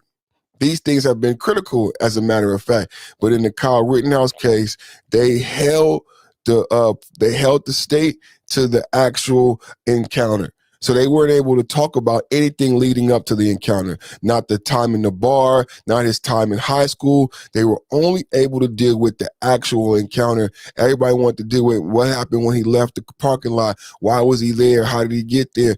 And in the self-defense case, it only matters in the interaction between you and that person. What the prosecutor defined in the Ahmaud Arbery case that I found unique is how long they chased him. So when you hear the term lynch mob, I know that's going to be a provocative term. Some of my viewers may be turned off, and I do apologize for the uses of some of this salacious terminology. But when you hear this lynch mob, you have to understand that it did not just start off with 3 vehicles, 3 pickup trucks. It started off initially with a couple pickup trucks, and then they gained steam when they couldn't encounter. They called the police. Police, similar to George Zimmerman, told them not to continue to pursue. But then not only did they continue to pursue, they gathered more people in their pursuance, and the individual ended up expiring at the end of this whole thing, which ended up going on a lot longer than I ever understood, which is why I believe the prosecution deserves the credit that they deserve. Because I don't know if people understand how long this event took place. If you think about it, you understand better. And see how this bodes better for the defense, because you would understand his right to self-defense, Ahmaud Arbery, not Kyle. You would see how you could be terrified and what they would bring, what the defense that they brought in about him being a criminal. And all that goes out the window if you're chasing somebody for over a couple of minutes. Because at this point, even if that's why the prosecution, if you notice, the state gave that. The state gave it that Ahmaud Arbery was up to no good. They didn't even argue that. She basically said it didn't matter what Ahmaud Arbery was doing, if he was stealing or not. It's not in their capacity. They're not police. And then and it shows in evidence in the way that they went and tried apprehending him. Police would not apprehend him in this way. Only some novice criminal militia motivated by race would do what they did in this way, because when you do it this way is what they were trying to charge Kyle with, that you incite the violence. You incite the violence. Let's take another look. You incite, imagine being chased that long. How would you react? And this is a 20-year-old, this is not somebody with our wisdom, with our age, right? This is not somebody with our wisdom and our age. And I'm gonna show another video where police in 2017 tased him and he wasn't affected. Like, that's why I say he may have had some mental health issues. Shot and killed in Brunswick, Georgia. A home security camera caught him walking down Satilla Drive. The time on the security camera appears to be wrong. Police reports and 911 calls suggest it was just after 1 p.m. on Sunday, February 23rd. Arbery was about 2 miles from home. He stops briefly in front of a house under construction across the street and then goes inside. Someone is watching. At 1:08 p.m., the man calls 911 to report a trespasser. There's a guy in the house right now. The house under construction. Security footage from inside the house under construction shows Arbery walking around briefly, and then he walks back out. There he goes right now. He's running down the street. By this time, other neighbors are on alert. He's been caught on the camera a bunch before, black guy like this. Police reports say there had been an ongoing issue of trespassing in the house under construction. Past security videos show people, including children, going in and out of the property on different days. And just days before Arbery's shooting on February 11th, a text message saying Travis McMichael had confronted one of. Now, I know y'all don't like when I stop the video and everything, so please bear with me. But I think it's worthy of stopping the video at this time, because this is my first time seeing other individuals besides Ahmaud Arbery into the house. So because they made it seem like this was such a foreign thing to happen. So we've seen children, we've seen other families, everybody has entered into the home, but only Ahmaud Arbery was the only person that pursued in the police call. This is my first time understanding. That's why it's important to do the deep dive. Thank y'all for hanging out. And I know people don't like when I stop the video, but you got to stop the video and say fair use. So anybody who stays, I appreciate it. I appreciate it. And if the audio is bad, I apologize. And thank you for hanging out. And I pray you get something from it and you benefit. the trespassers. So today, they were on alert. The security footage shows Arbery leave the house under construction and run down the street. He runs past 230 Satilla Drive towards Burford Drive. Gregory McMichael sees him and thinks he recognizes him from the other day. Gregory told police that he ran inside his house and told his son, Travis, the guy is running down the street. Let's go.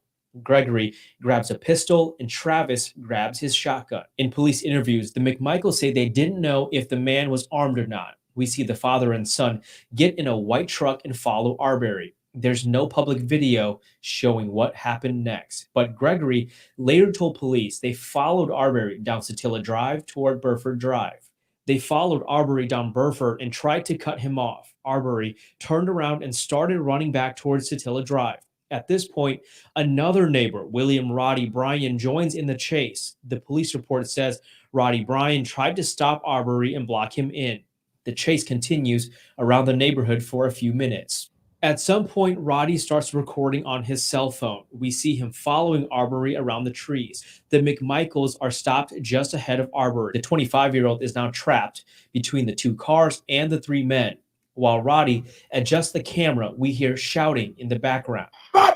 Gregory McMichael had called 911 from the bed of the truck, and Travis was now outside of the truck with his shotgun in hand. The video shows Arbery going around the right side of the truck to avoid Travis. Travis moves and meets Arbery in front of the truck. Hello?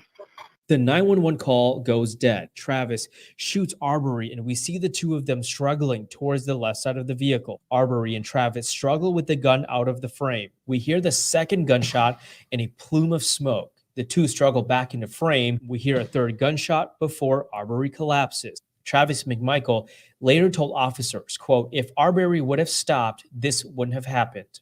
Travis and Gregory McMichael are both charged with murder, as is William Roddy Bryan. The Cobb County DA has been appointed the special prosecutor in this case, and at this point, no trial date has been set yet. All three men have pleaded not guilty. So some more backstory. So this story, I think, I don't know what's going to happen. My prayers are with the city of Cobb County and Georgia, but we did get a guilty verdict today. So they said 4 minutes. So can anybody tell me in the chat, can anybody tell me how long did this event go on? Because that got left out of the defense and everything. How long can you be chased by 3 cars before you have reasonable fear for your life? You know what I'm saying? That's a long time to be chased down. And then William, the gentleman who tried to get off, who also was convicted of murder, was now we know to understand why he got the murder conviction, because when he was asked to join in, he also tried to cut off Ahmaud Arbery. The state was successful in arguing that the vehicles were also used as weapons. Now, I've been associated with individuals who've been in the Bay Area. We do like the donuts, we do the side shows, get hyphy. So a lot of times, God rest souls and bless the kids who doing that. But I've heard of when people are charged, and cars are charged with weapons, and people are charged with murder, and the car is the weapon in the charge.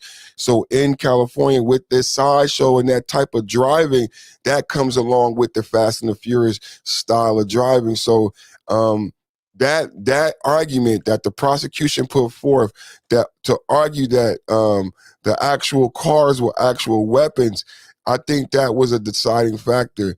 But 4 minutes. You see how the reporter didn't tell exactly how long the entire thing took place. Can anybody research for me, any of my 5.0 Cool Table brothers in the chat? I'm live right now. Excuse me. Does anybody know exactly how long, or not exactly, but estimated about how long this entire ordeal took place? I'm assuming at least 7 minutes. If you say 3 minutes on top of that.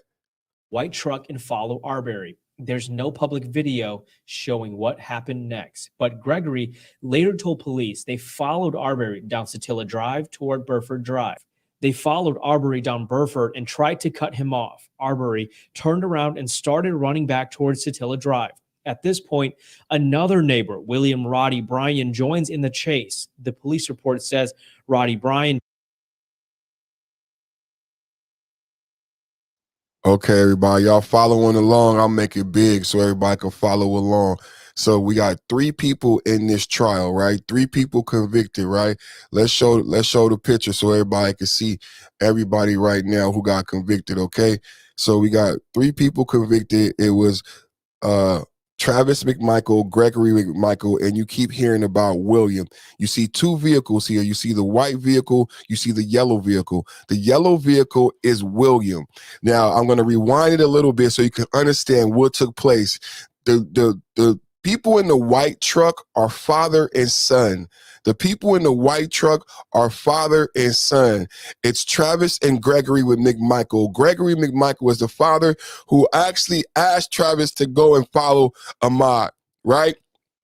So the individuals in the white pickup truck are the 2, father and son, and the neighbor is in the yellow car, William. William gets into it after being requested to help by these 2, but they've been doing this all week. Okay, so William was asking the state to release him because he was not in the white pickup truck and that he did not pull the trigger. All he was trying to do was film. So let's take a look at what actually took place and let me know how you would feel if this was you, especially taking into account that we go all the way back. Take a look at this. Take a look at this. Everybody watching. I know people are coming in and out. Everybody at work and everybody's very busy. I thank you guys and I love you guys for watching. But one of the things, you guys, I want to share with you, I think is a coffin nail and a bombshell, is the fact that number one, the person who owned the construction site testified that people come and go all the time. He didn't have a problem with it. He's familiar with it as a home builder. But take a look at this, you guys. This really bothered me right here because they acted like Ahmaud Arbery was so odd, but they saw other people of non-color go in and out of the home, and they were not concerned. They were only concerned with Ahmaud Arbery. Take a look at this. Construction. Past security videos show people, including children, going in and out of the property on different days. And just days before Arbery's shooting. Did y'all catch that? Let's show that one more time. Let's show that one more time. Let's show Ahmaud Arbery walking in and out of the house, right? Ahmaud Arbery walking in and out of the house. But also, you got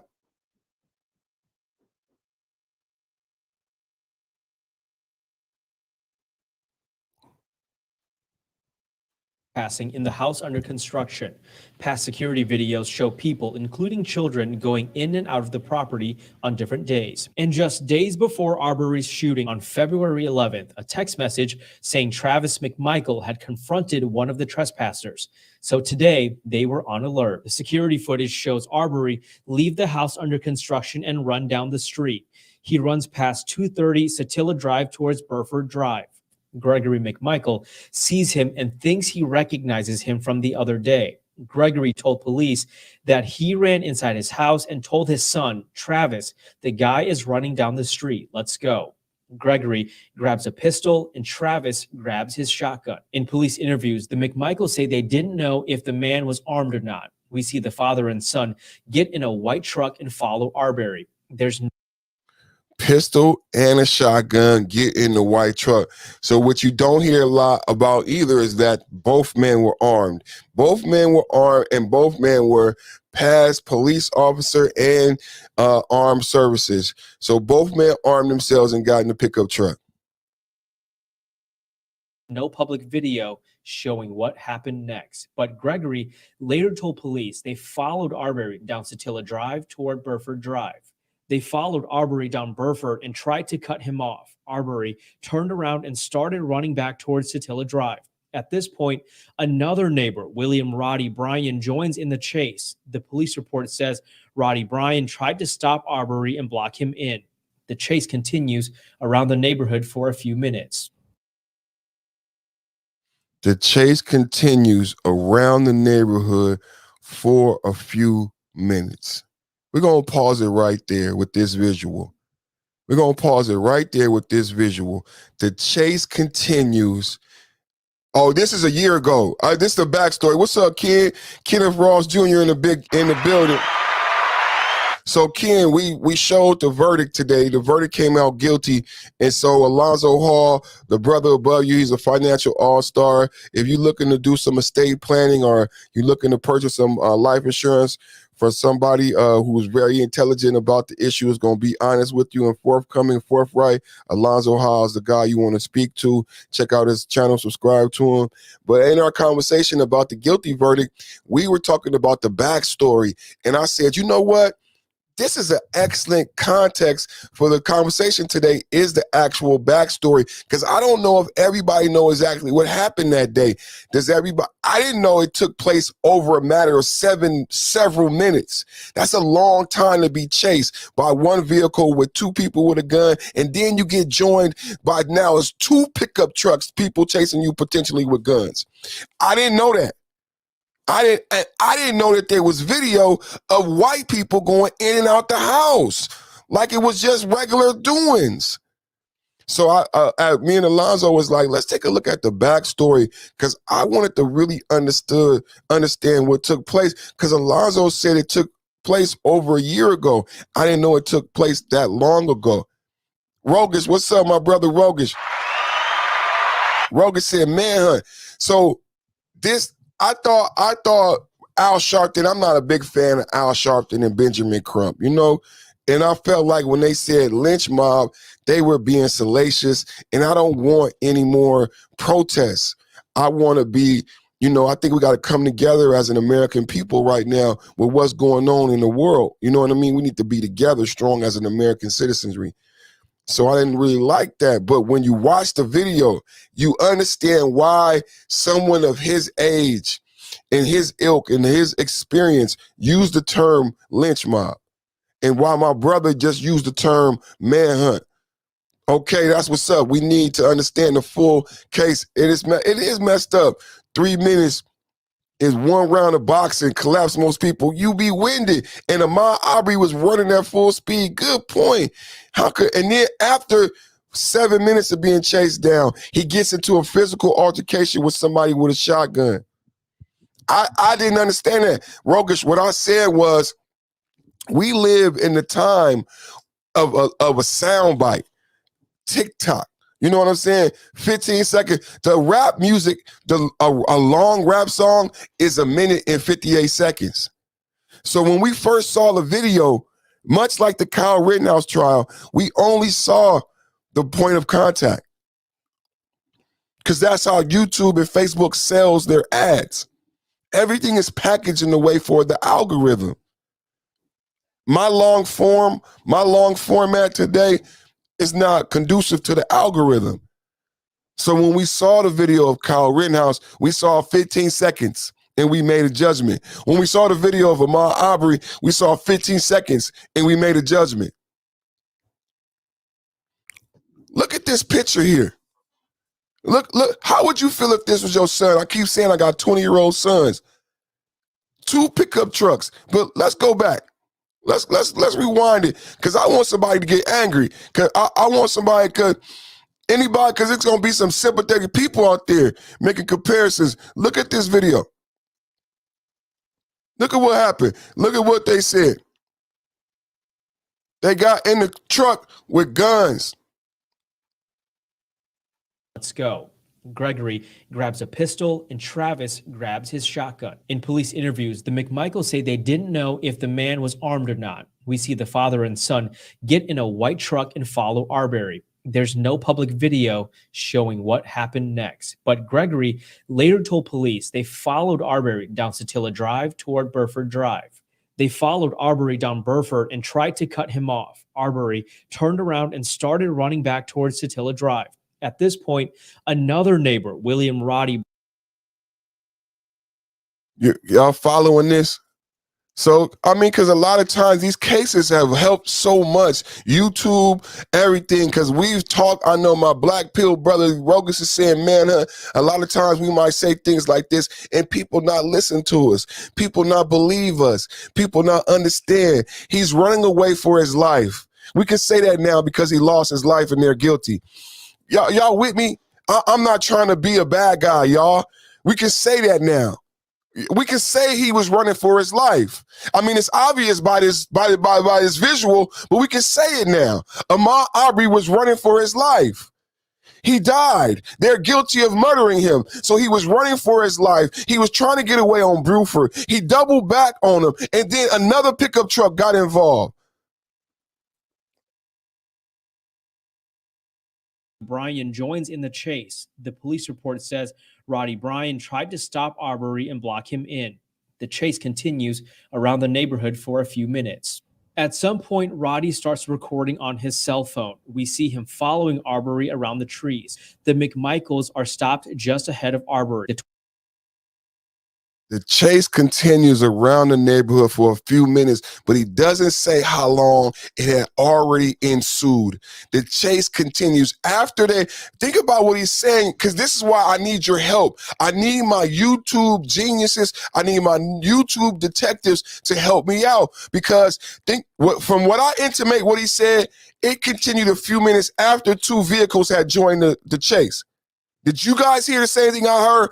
I heard him say it continued for a few minutes more after both pickup trucks had joined the chase. So how long did the entire encounter take? How long was the first white truck chasing him? How long were they observing him? When did the phone call?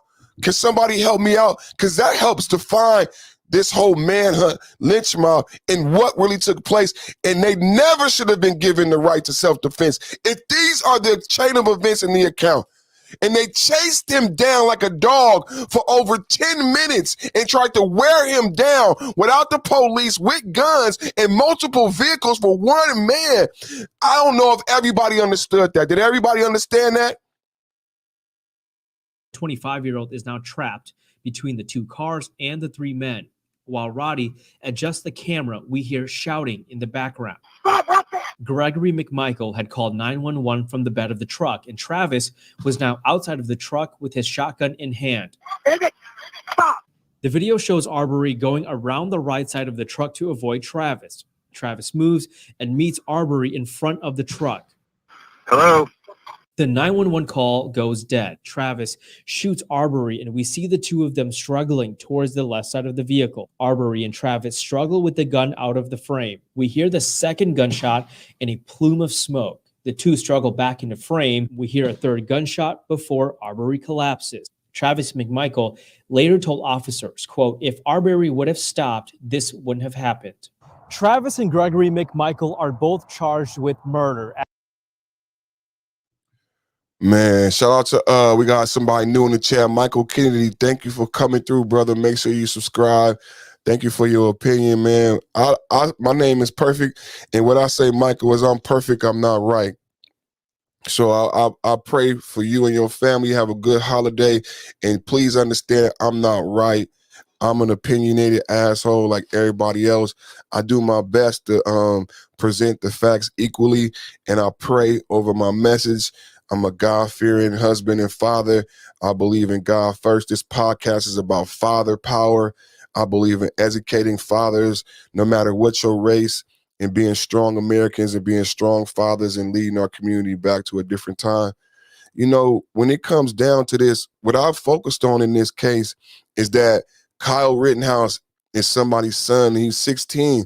And then now said that Ahmaud Arbery is a 20-year-old. He's somebody's son also. And what's being lost is that what's going on with the fathers in America. A white father with Kyle Rittenhouse, a black father with Ahmaud Arbery. I told, Alonzo was on the show earlier, and I said to Alonzo, I painted a picture for Alonzo, and I said to Alonzo, and you guys have heard this before, I said, Alonzo, trip off of this picture. You got a mom, a single parent household, right? A teenage boy, a mom overworked, working a double shift, and she don't know where the little boy is, and the dad not in the home, out in another city, and the mom comes home from her double shift, working her damn hardest to pay the bills in America, trying to do right, single mom, didn't work out with the dad, 16-year-old son, he been dealing with, divorce been hard on him. identifying as a man, finding his way in direction, come home, and this young boy happens to be walking the city streets with the rifle. How you gonna feel as a mother? See, the one thing I asked Alonzo, I said, do this story sound familiar? Alonzo said, yeah. I said, the one thing different about this story is, in this story, the 16-year-old boy is white. Typically, when you hear this story, the 16-year-old boy is black.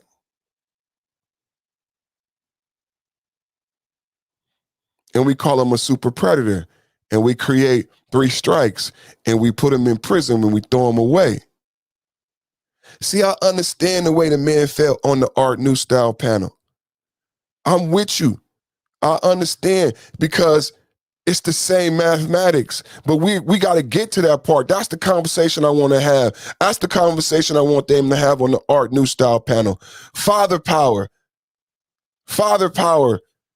What was the relationship between Ahmaud Arbery and his father? What was the relationship between Kyle Rittenhouse and his father? Why was Kyle at 16 years old at 2 o'clock in the morning walking the streets with a rifle?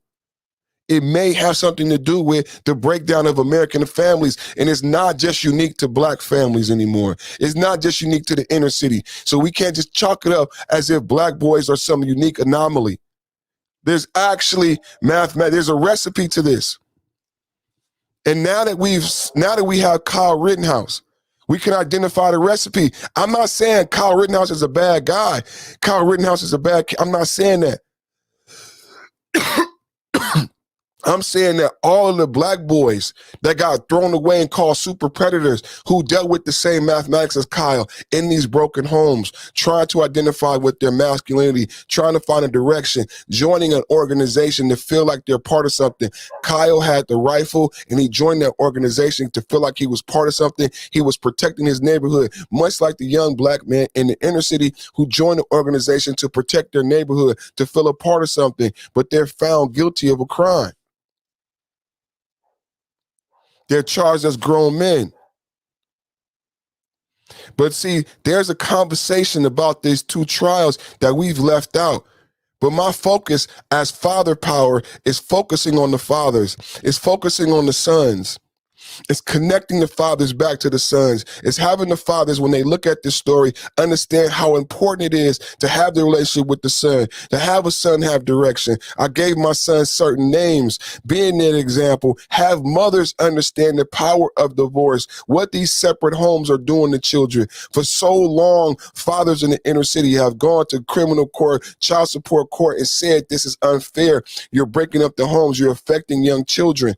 This is causing the gang violence. No one has listened to us. Everyone has said, no, it's the black man and him being a deadbeat dad, but not understanding the mathematics behind what's happening to these children in these broken homes.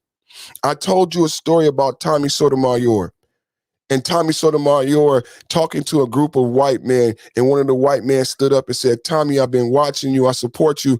And what I want to ask you, Tommy, is I'm divorced, and I'm seeing a trend of divorced white men. And he said, what happens, Tommy, when young white male children have the same mathematics as the black male children, when they grew up in these broken homes and they don't have their father to teach them how to be a man?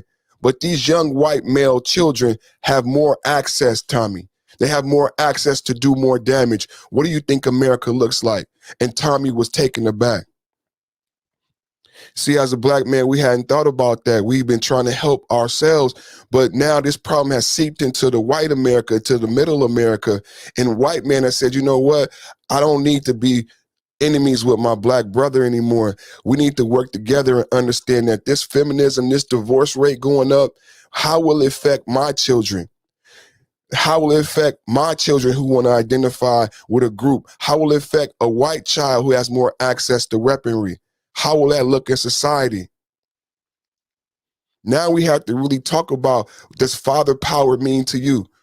What does it mean to be a father? Not just to the men, but to the women, to the mothers. Like, we could get excited about Kyle Rittenhouse. We can get excited about Ahmaud Arbery's guilty verdict. But what you need to talk about in that household is how your son doing after this pandemic. How your children doing wearing a mask every day. How they feel about their future as Joe Biden plays around. See, we got kids in separate homes and divorced homes, and they have compounded the pandemic on top of these children. Father power is what it's about. Perfect timing is what it's about. It's not about the racial issue. It's not about getting bogged down in race. They want that. That helps YouTube. That helps Facebook. That don't help us. That don't help the fathers. It's 2021. I don't got no issue with no race. That don't help us move forward as an American people, as American families. That makes clicks. But what I'm explaining to you is this problem is no longer unique to black men. This problem is an American problem for American fathers. One of the strongest MGTOW communities online is the India MGTOW community. Wherever you see strong masculine men and traditional masculine, then you see this strong push against it. It's not unique to this one community anymore. And with this prevalence, you have a breakdown of the family. And I believe if we talk about this, then we can get the Kyles off of the street. We can get the rifles out of the Kyles' hands. Do we want to get the Kyles off the street? Kyle should be doing homework at 16. Kyle should be flipping burgers at 16. Hello? Is this thing on? Kyle should be flipping burgers, bro. Kyle should be making tacos, going on a date to the drive-in theater. We have to address families. We have to address what we've told women, that there's no repercussions. See, there is repercussions. The white woman needs to know and see what's happening in the inner city communities can happen to you. There is repercussions of raising these kids and you not being home. She wasn't home. She wasn't home. She was not home. I get it. My mama wasn't home either, but I was out up to no good. And I know she had to pay the rent, 16-hour shift. She wasn't up to no good. She was working a 16-hour shift to pay bills. And it's hard to feed a 16-year-old child. They don't tell you that when you're having the sex, but it take a lot of money to feed a 16-year-old boy. My daughter's 6'2" at 15. Kenneth said, Greg also said in his interview with police that Ahmaud was trapped like a rat. Once Rowdy joined the chase and got Ahmaud back to our homes. Rogan said it's quite advantageous for this society that black people seeing and valuing ourselves as a monolith. Why you write this shit? You could come up here and say this shit. All these fucking multi-syllable words. What the fuck wrong with Rogus?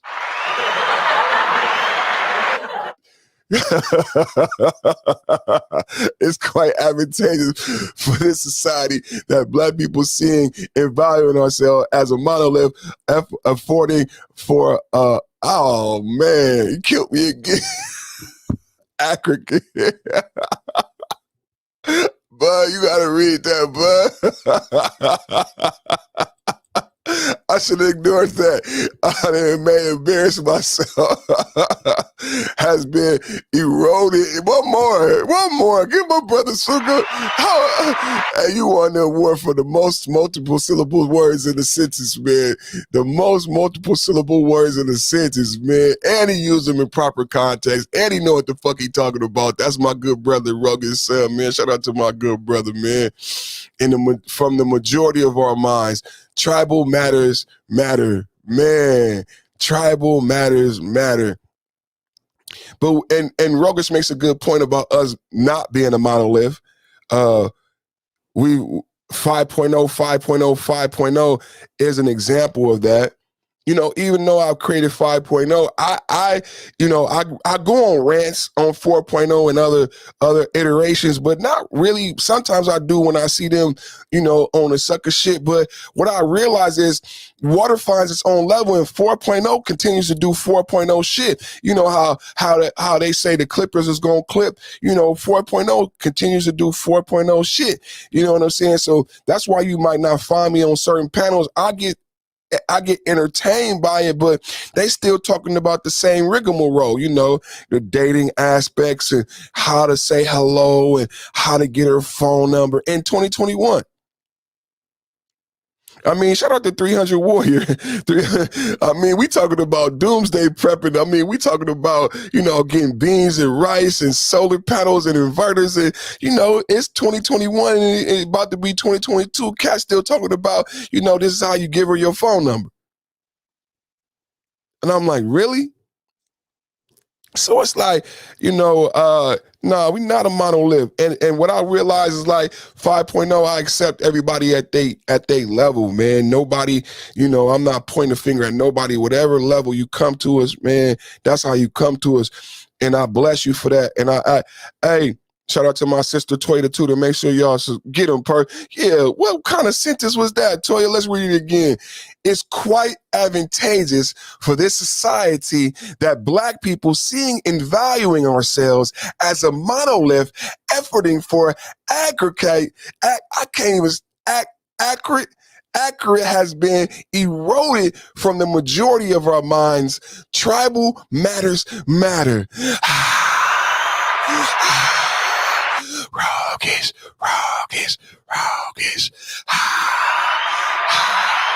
Intelligent Black man on the move, everybody. Intelligent Black man on the move. You know what I was saying the other day? I was talking to somebody, and I say, we are the table, right? And you guys have seen the meme, right? You guys have seen the meme about where the guys go out on the beach and they ask the pretty girls, what do you bring to the table? And we see it, and a lot of times, you know, it's like the girl you would want to date, you know? And the answers are disappointing, even though physically she looks like she's butterscotch. She's butterscotch on caramel. Butterscotch on caramel on a hot sunny day. You feel me? You know what I'm saying? Smelling sweet and sunny in a sunny good way. You know what I'm saying? And the response is like really depressing. It's like, what do you bring to the table? And the girl is saying, I bring the table. You know what I'm saying? And I bring everything. And you don't need, and then just nothing about answering the question authentically and honestly to let a man know where I stand and where we may be going. So I was talking to an individual about this question, and we've all heard this scenario before where you say, even red table talks, where you say, and this is all interconnected and related. I'm just sharing with you what God shares with me. When you see this story where a man asks a beautiful young lady, well, what do you bring to the table? Or she might say to a beautiful man, like a high value man, what do you bring to the table? And you see the conversation deteriorate after that. So I was having a conversation, and it let me know that I'm not old, but I can be wise for my youth, right? So God was leading me in a direction. So I want to share with you guys something and bless everybody who's here who's going to get this message, because it comes directly from the source. So I was sharing with this person how to answer that question properly from my perfect man journey, from my journey to apostles.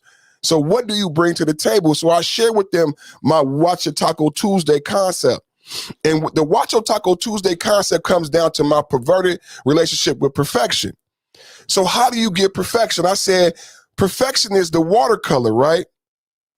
Perfection is that watercolor when you gave your mama that she put on the refrigerator, but she kept it for 20 years, and that macaroni on the macaroni glued to the paper plate, and you say, why did you keep that, mama?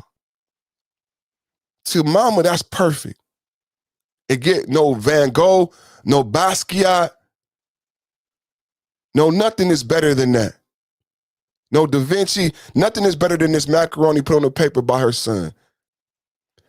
When I understood that understanding of perfection, I had another analogy. I said, this podcast, I don't need approval from anyone. Because as the God within myself, I'm presenting this to myself. This is art that I'm preparing for myself. I'm preparing my own watercolor. And that's when I got over my perversion relationship with perfection, because I understood that it's perfect because I prepared it for myself. Just like what I prepared for my mama and she put on the refrigerator. It was perfect because it was prepared by her child. I am that for me. So I said, to help people further understand, you know, my word is illuminate. To further illuminate that point, I said, y'all remember when your mama would make y'all tacos? And the tacos would be bomb, right? As you got older, though, you get different idiosyncrasies and different likes and dislikes, right? And you might say, well, mama, I want my taco like this, I want my taco like that. And it get to the point where everybody want a different taco. The mama be like, hey, y'all, I made taco bar Tuesday night. Go for what you know. My mama would say, go for what you know. If you grew up in that crack era, you maybe heard that terminology before. Go for what you know. She said, I made a taco bar, D. Go for what you know. Now, when you have go for what you know, I'd be excited. I'm 15. Taco bar, it's corn tortillas, it's flour tortillas, it's yellow cheese, it's white cheese, it's green tomatoes, it's red tomatoes, it's chicken, it's ground beef. It's a taco bar. So when my mama realizes what I'm trying to tell you, remember what I said, you ask a beautiful girl, what do you bring to the table? Well, my mama realizes everybody has their own relationship with perfection. I can't make everybody taco perfectly. The only way each child is going to be happy with their taco is if you make your own taco. You've heard me say this before on Watch Your Taco Tuesday. The only way your taco will be perfect is if you prepare it yourself. You might want to microwave it first with a little bit of cheese. You might want a little ground beef and a little chicken blood. Why are you making your taco like that, blood? Make your taco the way you like your taco. I'm making my taco the way blood. You eat your food, I'm going to eat my food.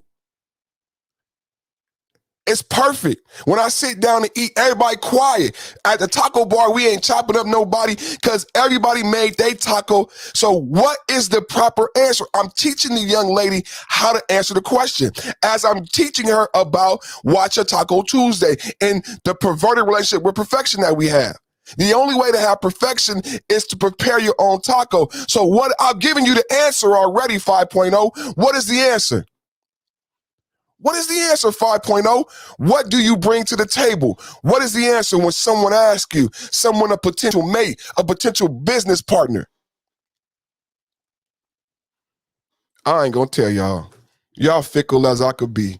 Y'all fickle as it could be. Y'all fickle as could be, boy. I swear to God, y'all fickle as could be, boy. I ain't gonna tell y'all, boy.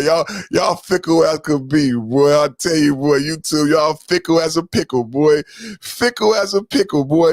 What is the answer, man? What's the answer? I just told you. Y'all can put it in the chat. I want to hear. Where's some intelligent people in the chat? What's the answer, 5.0 cool table? When you have a beautiful lady, when you see this meme and they say, I bring the table. I bring the table. What do you bring to the table? If we're going to get married, we're going to have a relationship, it's going to be a partnership. What do you bring to the table? What's the only answer? And I'm telling you, she was stuck. When I was giving her the game on Watch It Taco Tuesday, it's only one answer. If you listen to me and if you understand the perverted relationship with perfection that I have, then you understand there's only one answer to that question. To every meme that you've seen on the beach, and they're asking a pretty girl, and she has this weird answer. What do you bring to the table, young lady? What is Will Smith saying to Jada? Is this thing on? Is my microphone working? Is my microphone working? What is Will Smith saying to Jada? What do you bring to the table? I got another video I want to show. Rogan said, this is act right. I'm merely spelling it ebonically. Oh, okay. Okay. I didn't catch that. I got another video I want to show since everybody want to come and go out the chat while I'm trying to drop these big lugs, man. Y'all think I'm going to just give away this stuff that God gave me, man? I do have a Cash App. Hold on, let me put my other banner up there. I do have a Cash App before I give you this good game. I'm going to give it to you anyway because I love y'all. I'm going to give it to you anyway, even though people coming and going out the chat. I'm going to give it to you anyway because I love y'all. But there's a question that you could ask yourself. What do you bring to the table? I know y'all seen the meme. What do you bring to the table, man? Y'all want to know? I feel like letting the chat go even lower to where it's only like me and the 5.0, but I'll share it with y'all because I love y'all. And then I had another video I want to show. So what's the answer to what do you bring to the table?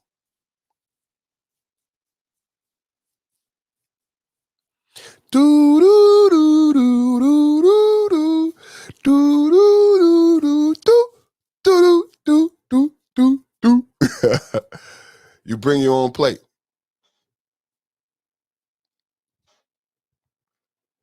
I bring my own plate.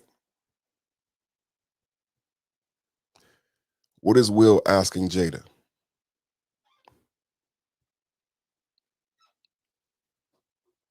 Will said, go be happy.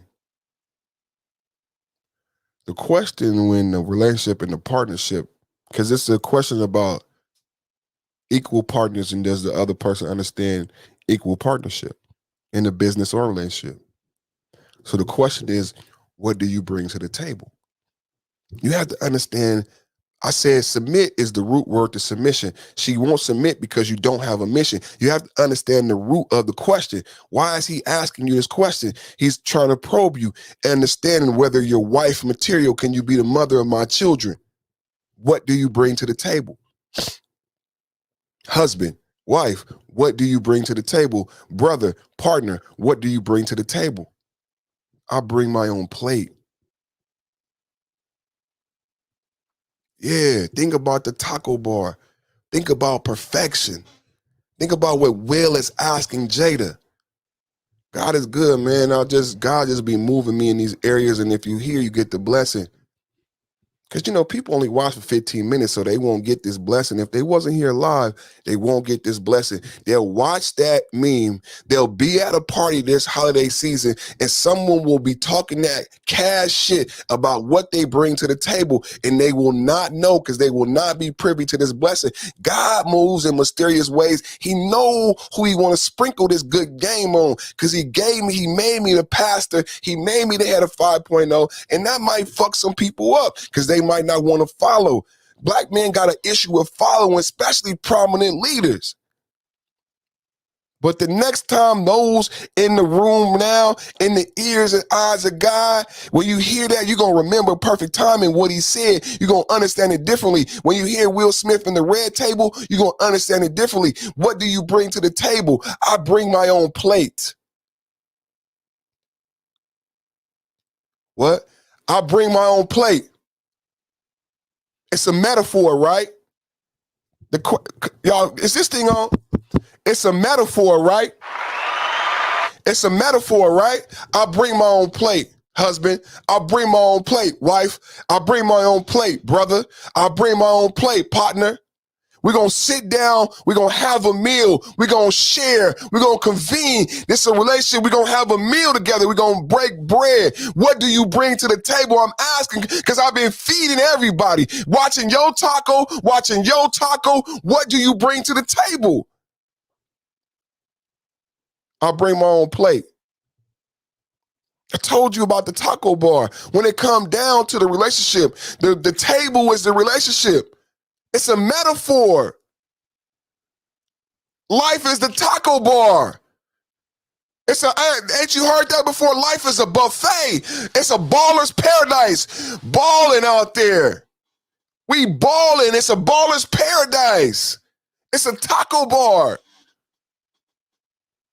What do you bring to the table? Life is out here. I'm meeting you. You live in life. What do you bring to the table? Have you prepared? Are you prepared? Are you ready to break bread? Do you know what you like? Do you know how you like your taco? Because I'm ready to eat. Young lady, I'm ready to break bread. I'm ready to live. I'm ready to have this meal. See, life is that meal. I'm ready to live, right? If we want to live together, I'm ready. I prepare my plate.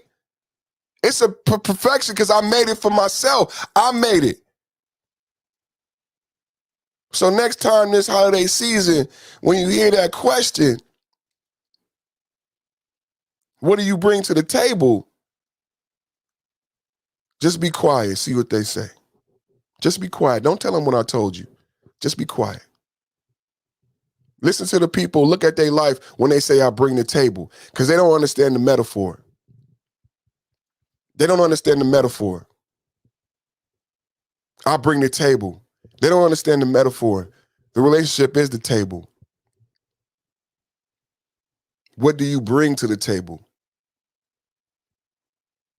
See, they told us that the men we had to, I had to kill a fatted calf and bring it home and feed everyone. I had to watch your taco and watch my taco. But that left me unhappy, unfulfilled. Especially when you went on and continued to watch your taco. What do you bring to the table? The only answer for success is that I bring my plate. I bring my own plate. I make my own plate. I fix my own plate of perfection. You imagine that.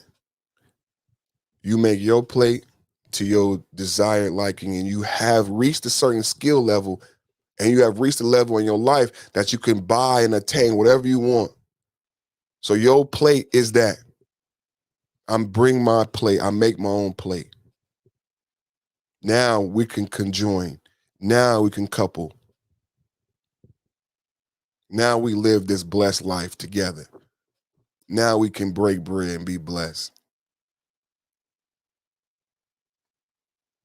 That was just something I don't know, God put that on my mind and share with y'all. I wanted to share with you another video of Ahmaud Arbery being tased.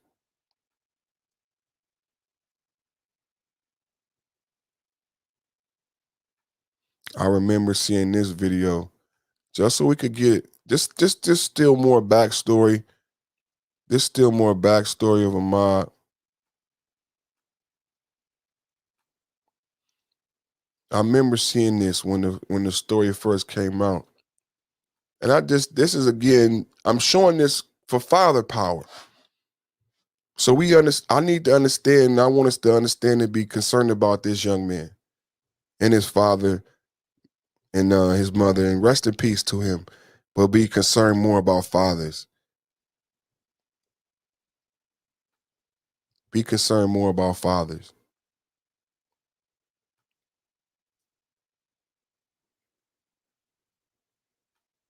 This is Ahmaud Arbery, 2017. Because I know Kenneth might be watching, and I bounce around, I'll be preaching. I talk about this, I talk about that. This is Ahmaud Arbery, 2017. We're talking about the backstory. This podcast started with the guilty verdict of all three men. And I think next we might break down the actual verdict before I get out of here, because we've been on for a minute already.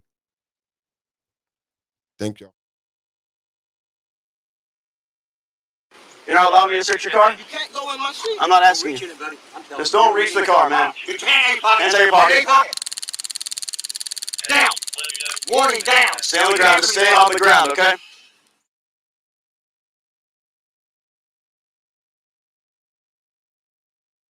Wow, they was tasing him. He didn't even move. You off work today? Just rapping in the park. Gotcha. You got an ID on you, man?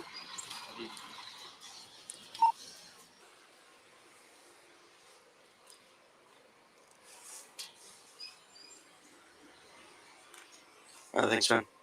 Grab it with you, okay? Why am I fucking with you? You want to know why I'm fucking with you? Keep your hand in your pocket. I ain't got shit on me. What the fuck you fucking with me for? I'll tell you why I'm here, man. Why? I'll tell you why I'm here. Because this area is known for drug activity. Drug? How the fuck I'm drug attack when I work at Blue Beach? Back up. Check my shit. Back boy. up. The fuck you talking about? You Check want to back my up? motherfucking shit. Oh, boy. Turn around and put your hands on the car. Why? Turn around and put your hands on the car. Watch out, bro. Turn around and put your hands on the car. I'm checking you for weapons. I'm checking you for weapons. You got no reason to touch me, bro. I'm not searching you. I'm checking you for weapons. All right, man? You don't have any warrants? I know, but you're coming up on me. Make me kind of nervous. Okay? You bothering me for nothing. You can't go in my car. You're not allowing me to search your car? You can't go in my shit. I'm not asking you. Just don't reach the car, man. You can't. Hands out of your pocket. Down. Warning, down. Stay on the ground. Just stay on the ground, okay? Keep your hands out. No, keep I've already checked for weapons. I'm checking for weapons. Okay. Well, Deputy Dog. Y'all see Cletus? Wait a minute. Deputy Dog, Cletus, you coming on the scene and he didn't about, this is how we get killed, y'all. This is why everybody been so passionate about God. Did y'all see Deputy Cletus damn dog start tasing? He don't know shit. He knew on the scene. The other officer been there 10 minutes talking to him and check the ID, check the car already. And now this motherfucker that don't reach the car and immediately start shooting him. Paranoid Deputy Dog. Oh shit. That motherfucker need to be under the jail. He should not be a fucking police officer no more. Oh, we gotta watch this again. We gonna watch. Oh shit. We gonna watch this from the beginning. Fuck that, man. Oh man, y'all see that? He been interacting with this man for 5-10 minutes in the backup. So we're just don't reach the car, man. You can't take your pocket. Down.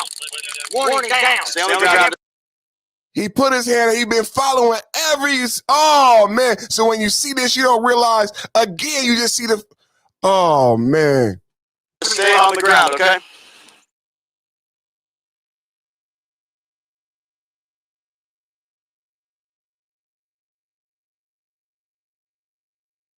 You off work today? Just rapping in the park. Gotcha. You got an ID on you, man?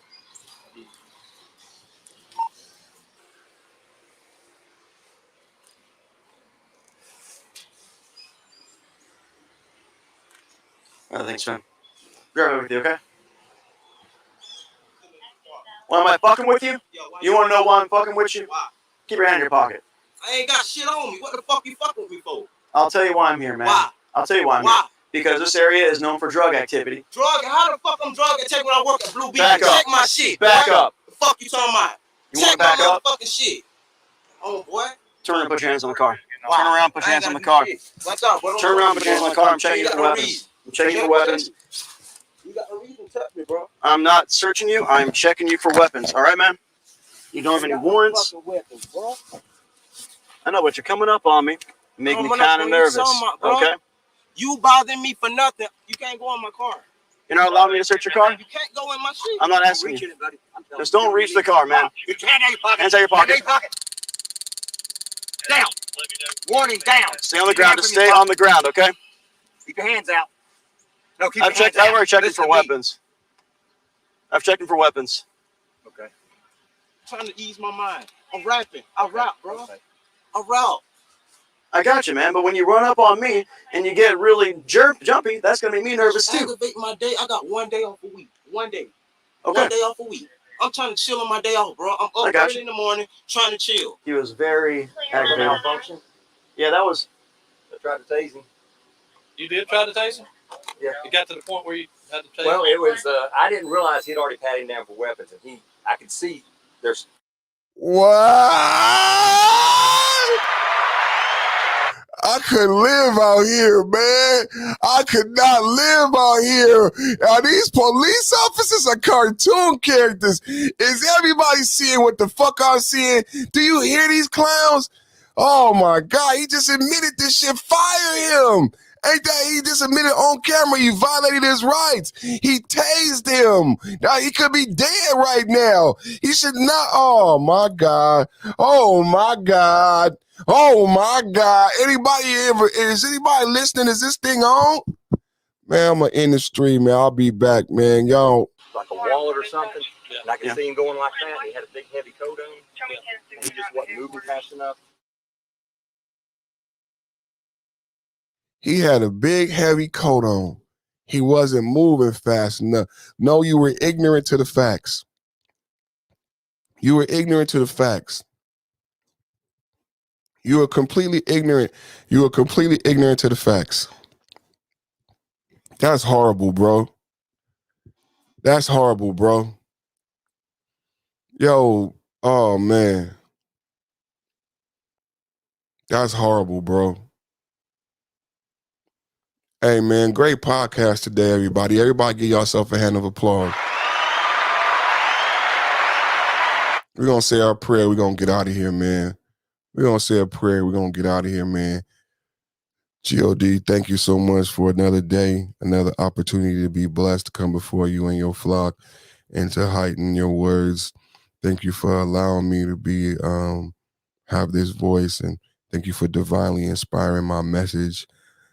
I pray that you bless all the listeners. I pray that the message be effective and a blessing unto those who hear the message in your word. I pray a safe passage all over my listeners. I pray that they have a safe passage on the highways and byways. And for all the delivery drivers, 9 to 5s, I pray success in each of their endeavors. I ask all these blessings in your name. Amen, amen, amen. And today, Father, we like to say an extended prayer to Ahmaud Arbery's spirit. May his spirit rest in peace. I know he's chilling at your side right now. And I say a prayer and a blessing be upon his family. Put a covering upon his mother and father and family in that community. I want to say a blessing unto the Arbery family. Put a covering over them, Father. Put a covering over them, Father, at this time. I know their life will never be the same again. I know that void can never be filled except for with your love. I ask all these blessings in your name. Amen. Thank God.